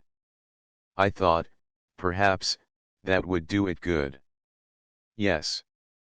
You have had something like this in your family before, haven't you?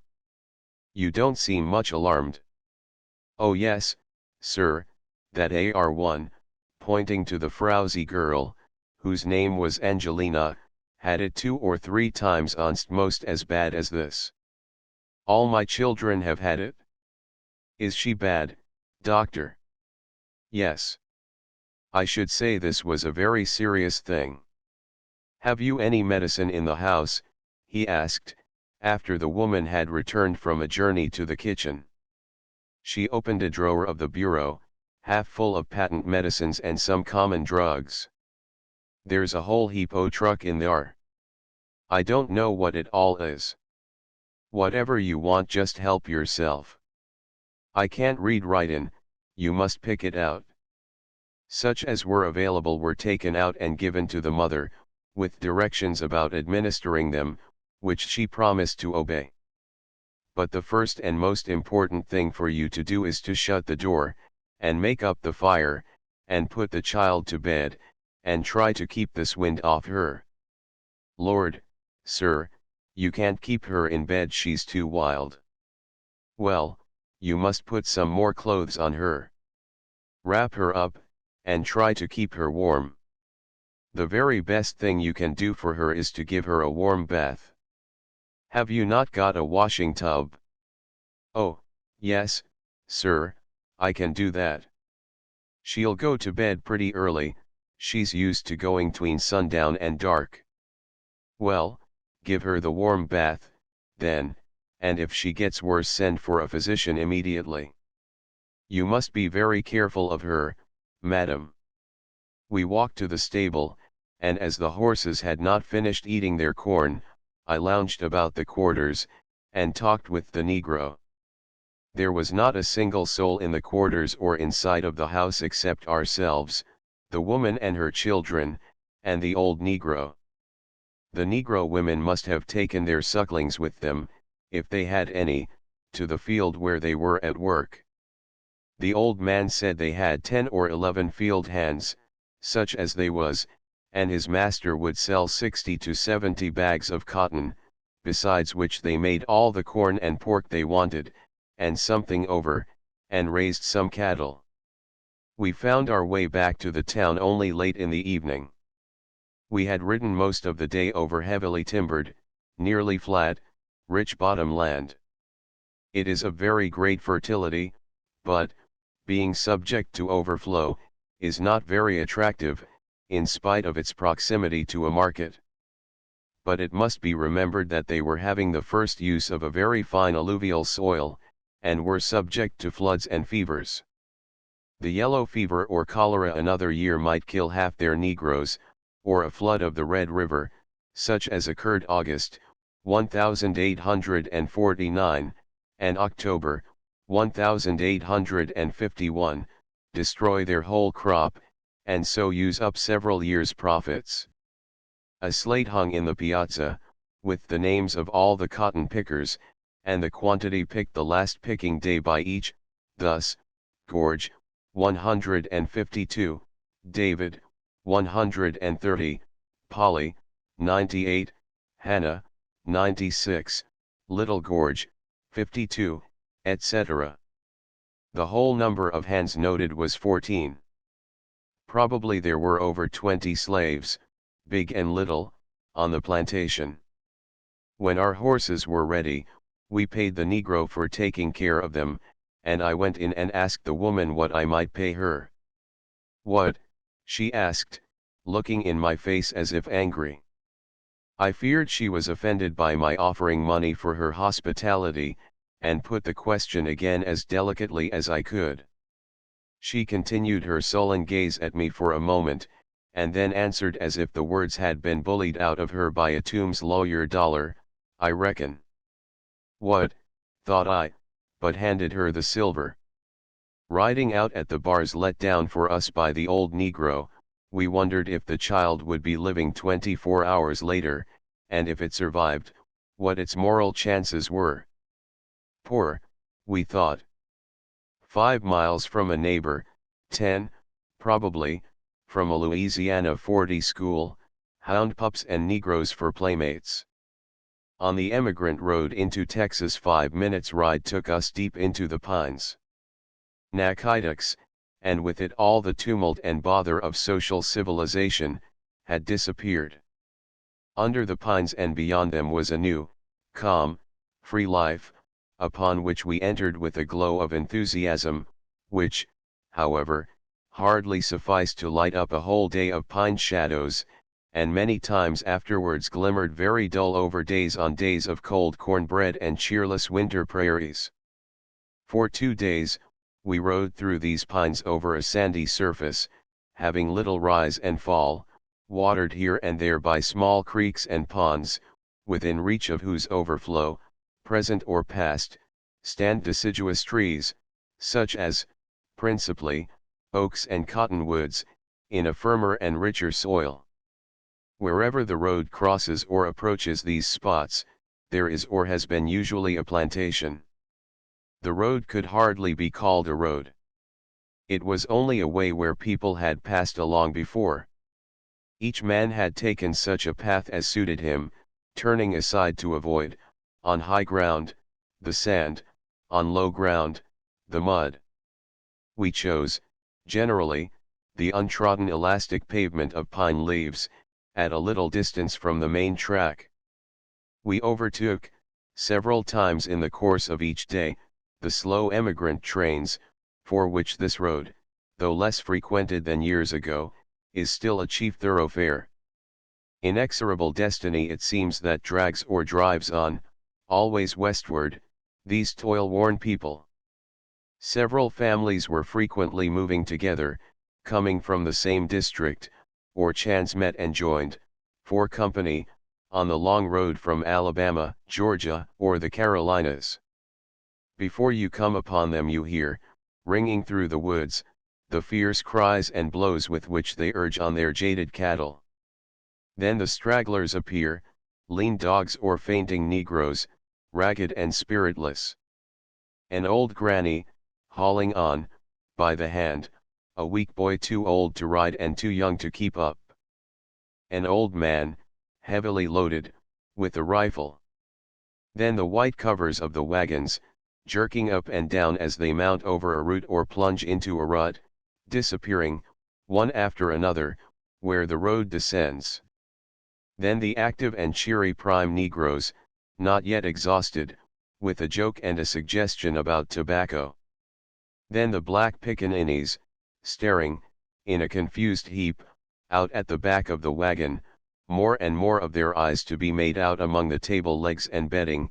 As you get near, behind them, further in, the old people and young mothers, whose turn it is to ride.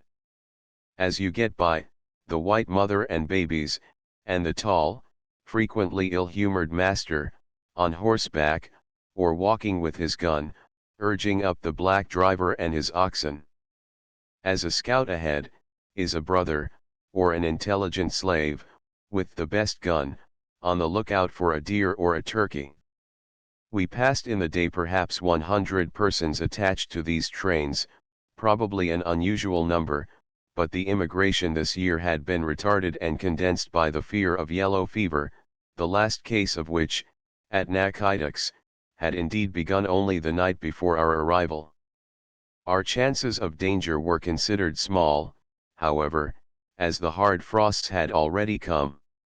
One of these trains was made up of 3 large wagons, loaded with furniture, babies, and invalids, 2 or 3 light wagons, and a gang of 20 able field hands.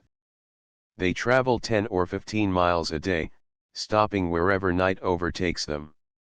The masters are plainly dressed, often in homespun, keeping their eyes about them, noticing the soil, sometimes making a remark on the crops by the roadside, but generally dogged, surly, and silent. The women are silent too, frequently walking, to relieve the teams, and weary, haggard, mud-bedraggled, forlorn, and disconsolate, yet hopeful and careful. The Negroes, mud-encrusted, wrapped in old blankets or gummy bags, suffering from cold, plod on, aimless, hopeless, thoughtless, more indifferent, apparently, than the oxen, to all about them. We met, in course of the day, numerous cotton wagons, 2 or 3 sometimes together, drawn by 3 or 4 pairs of mules or oxen, going slowly on toward Nakidoks or Grand Equerry, each managed by its Negro driver. The load is commonly 5 bales, of 400 pounds each, and the cotton comes in this tedious way, over execrable roads, distances of 100 and even 150 miles. It is usually hauled from the eastern tier of Texan counties to the Sabina, but this year there had been no rise of water in the rivers, and from all this region it must be carried to Red River. The distance from the Sabina is here about 50 miles, and the cost of this transportation about 1 cent a pound, the freight from Grand Equerry to New Orleans from 1 to 1¼ cents. If hauled 150 miles in this way as we were told, the profit remaining, after paying the charges of transportation and commission, all amounting to about 5 cents, must be exceedingly small in ordinary years. At night we met 3 or 4 of these teams half mired in a swamp, distant some quarter of a mile one from another, and cheering themselves in the dark with prolonged and musical yahoys, sent ringing through the woods. We got through this with considerable perplexity ourselves, and were very glad to see the light of the cabin where we had been recommended to stop. This was Mrs. Stoker's, about halfway to the Sabina. We were received cordially, every house here expecting to do in duty, but were allowed to strip and take care of our own horses, the people by no means expecting to do landlord's duty, but taking guests on sufferance. The house was a double log cabin, 2 log erections, that is, joined by 1 long roof, leaving an open space between. A gallery, extending across the whole front, serves for a pleasant sitting room in summer, and for a toilet room at all seasons. A bright fire was very welcome. Supper, consisting of pork, fresh and salt, cold corn bread, and boiled sweet potatoes, was served in a little lean-to behind the house. After disposing of this we were shown to our room, the other cabin, where we whiled away our evening, studying, by the light of the great fire, a book of bear stories, and conversing with the young man of the family, and a third guest. The room was open to the rafters, and had been built up only as high as the top of the door upon the gallery side, leaving a huge open triangle to the roof, through which the wind rushed at us with a fierce swoop, both while we were sitting at the fire and after we retreated to bed. Owing to this we slept little, and having had a salt supper, lay very thirsty upon the deep feather bed. About 4 o'clock an old negro came in to light the fire. Asking him for water, we heard him breaking the ice for it outside. When we washed in the piazza the water was thick with frost, crusty, and half inclined not to be used as a fluid at all. After a breakfast, similar in all respects to the supper, we saddled and rode on again.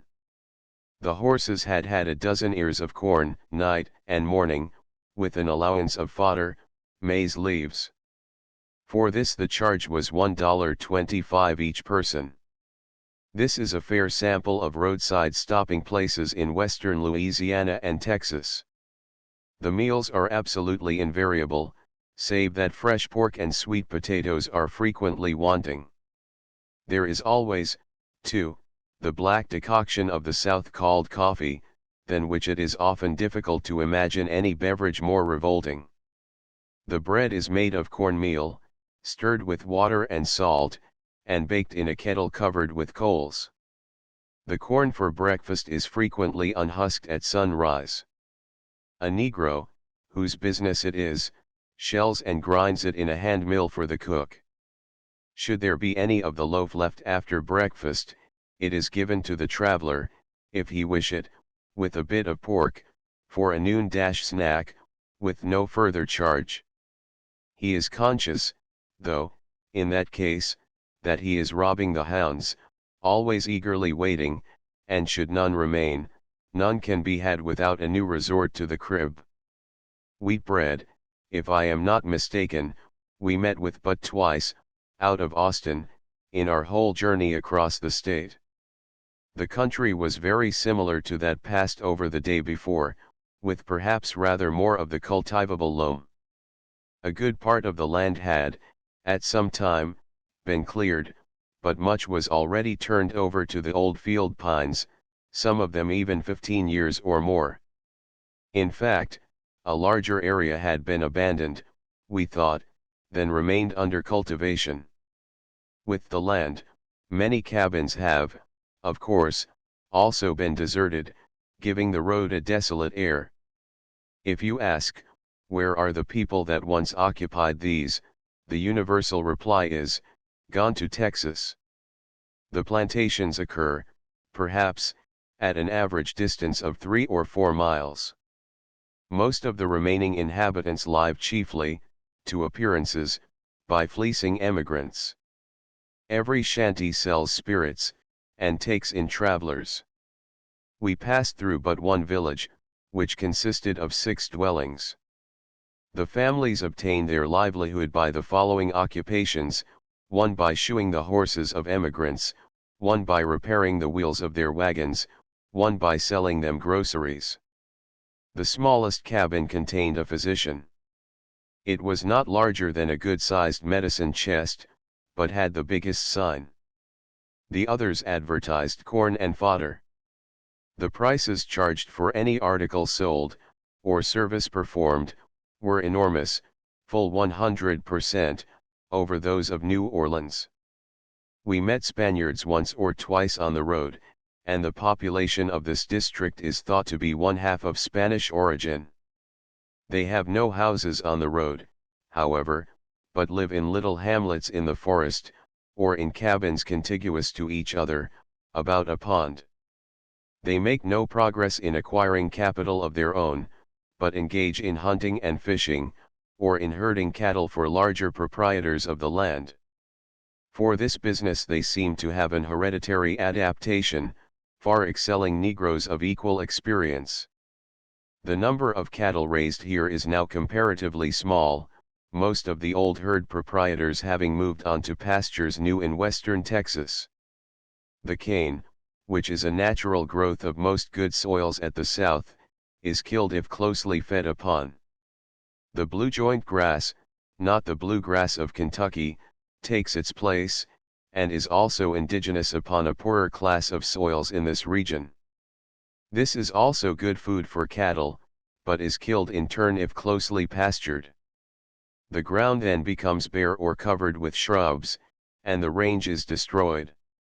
The better class of soils here bear tolerable crops of cotton, but are by no means of value equal to the Red River bottoms or the new soils of any part of Texas. The country is, therefore, here in similar condition to that of the eastern slave states. The improvements which the inhabitants have succeeded in making in the way of clearing the forest, fencing and tilling the land, building dwellings, barns, and machinery, making roads and bridges, and introducing the institutions of civilization, not compensating in value the deterioration in the productiveness of the soil. The exhausted land reverts to wilderness. Eastern Texas shortly after noon rain began to fall from the chilly clouds that had been threatening us, and sleet and snow were soon driving in our faces. Our animals were disposed to flinch, but we were disposed to sleep in Texas, and pushed on across the Sabina.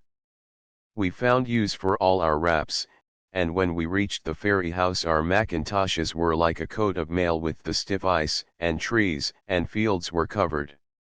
In the broad river bottom we noticed many aquatic birds, and the browsing line under the dense mass of trees was almost as clean-cut as that of Bushy Park. The river, at its low stage, was only 3 or 4 rods across. The old Negro who ferried us over, told us he had taken many a man to the other side, before annexation, who had ridden his horse hard to get beyond the jurisdiction of the states. If we were unfortunate in this stormy entrance into Texas, we were very fortunate in the good quarters we lighted upon. The ferry has long been known as Gaines's Ferry, but is now the property of Mr. Struther, an adjacent planter, originally from Mississippi, but a settler of long standing. His log house had 2 stories, and being the first we had met having glass windows, and the second, I think, with any windows at all, takes high rank for comfort on the road. At supper we had capital mallard ducks from the river, as well as the usual Texan diet.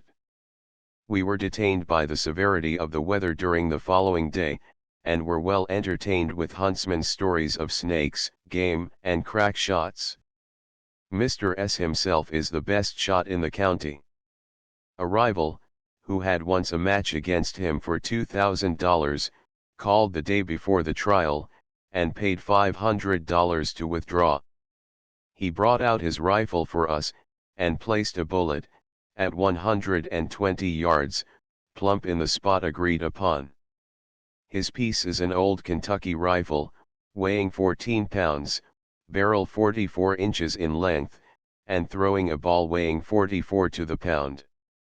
A guest, who came in, helped us to pass the day by exciting our anticipations of the West, and by his free and good advice. He confirmed stories we had heard of the danger to slavery in the West by the fraternizing of the blacks with the Mexicans. They helped them in all their bad habits, married them, stole a living from them, and ran them off every day to Mexico. This man had driven stages or herded cattle in every state of the Union, and had a notion that he liked the people and the state of Alabama better than any other. A man would get on faster, he thought, in Iowa, than anywhere else. He had been stage driver in Illinois during the cold winter of 1851-2, and had driven a whole day when the mercury was at its furthest below 0, but had never suffered so much from cold as on his present trip, during a norther on a western prairie. He was now returning from Alexandria, where he had taken a small drove of horses. He cautioned us, in traveling, always to see our horses fed with our own eyes, and to hang around them till they had made sure of a tolerable allowance, and never to leave anything portable within sight of a Negro. A stray blanket was a sure loss. Mr. S. has 2 plantations, both on upland, but one under the care of an overseer, some miles from the river. The soil he considers excellent. He averaged, last year, 7½ bales to the hand, this year, 4½ bales. The usual crop of corn here is 30 bushels, shelled, to the acre. Hearing him curse the neighboring poor people for stealing hogs, we inquired if thieves were as troublesome here as in the older countries. If there ever were any hog thieves anywhere, said he, it's here. In fact, no slave country, new or old, is free from this exasperating pest of poor whites. In his neighborhood were several who ostensibly had a little patch of land to attend to, but who really, he said, derived their whole lazy subsistence from their richer neighbors' hog droves. The Negro quarters here, scattered irregularly about the house, were of the worst description, though as good as local custom requires. They are but a rough enclosure of logs, 10 feet square, without windows, covered by slabs of hewn wood 4 feet long. The great chinks are stopped with whatever has come to hand, a wad of cotton here, and a corn shuck there. The suffering from cold within them in such weather as we experienced, must be great. The day before, we had seen a young black girl, of 12 or 14 years, sitting on a pile of logs before a house we passed, in a driving sleet, having for her only garment a short chemise. It is impossible to say whether such shiftlessness was the fault of the master or of the girl. Probably of both, and a part of the peculiar southern and southwestern system of get along, till it comes better weather. The storm continuing a third day, we rode through it 25 miles further to San Augustine. For some distance the country remains as in Louisiana. Then the pines gradually disappear, and a heavy clay soil, stained by an oxide of iron to a uniform brick red, begins. It makes most disagreeable roads, sticking close, and giving an indelible stain to every article that touches it. This tract is known as the Red Lands of eastern Texas. On a plantation not far from the river, we learned they had made 8 bales to the hand. Mentioning it, afterwards, to a man who knew the place, he said they had planted earlier than their neighbors, and worked night and day, and, he believed, had lied, besides. They had sent cotton both by Galveston and by Grand Equerry, and had found the cost the same, about $8 per bale of 500 pounds. We called at a plantation offered for sale. It was described in the handbills as having a fine house. We found it a cabin without windows. The proprietor said he had made 10 bales to the hand, and would sell with all the improvements, a new gin house, press, etc., for $6 per acre. The roadside, though free from the gloom of pines, did not cheer up, the number of deserted wrecks of plantations not at all diminishing. The occupied cabins were no better than before.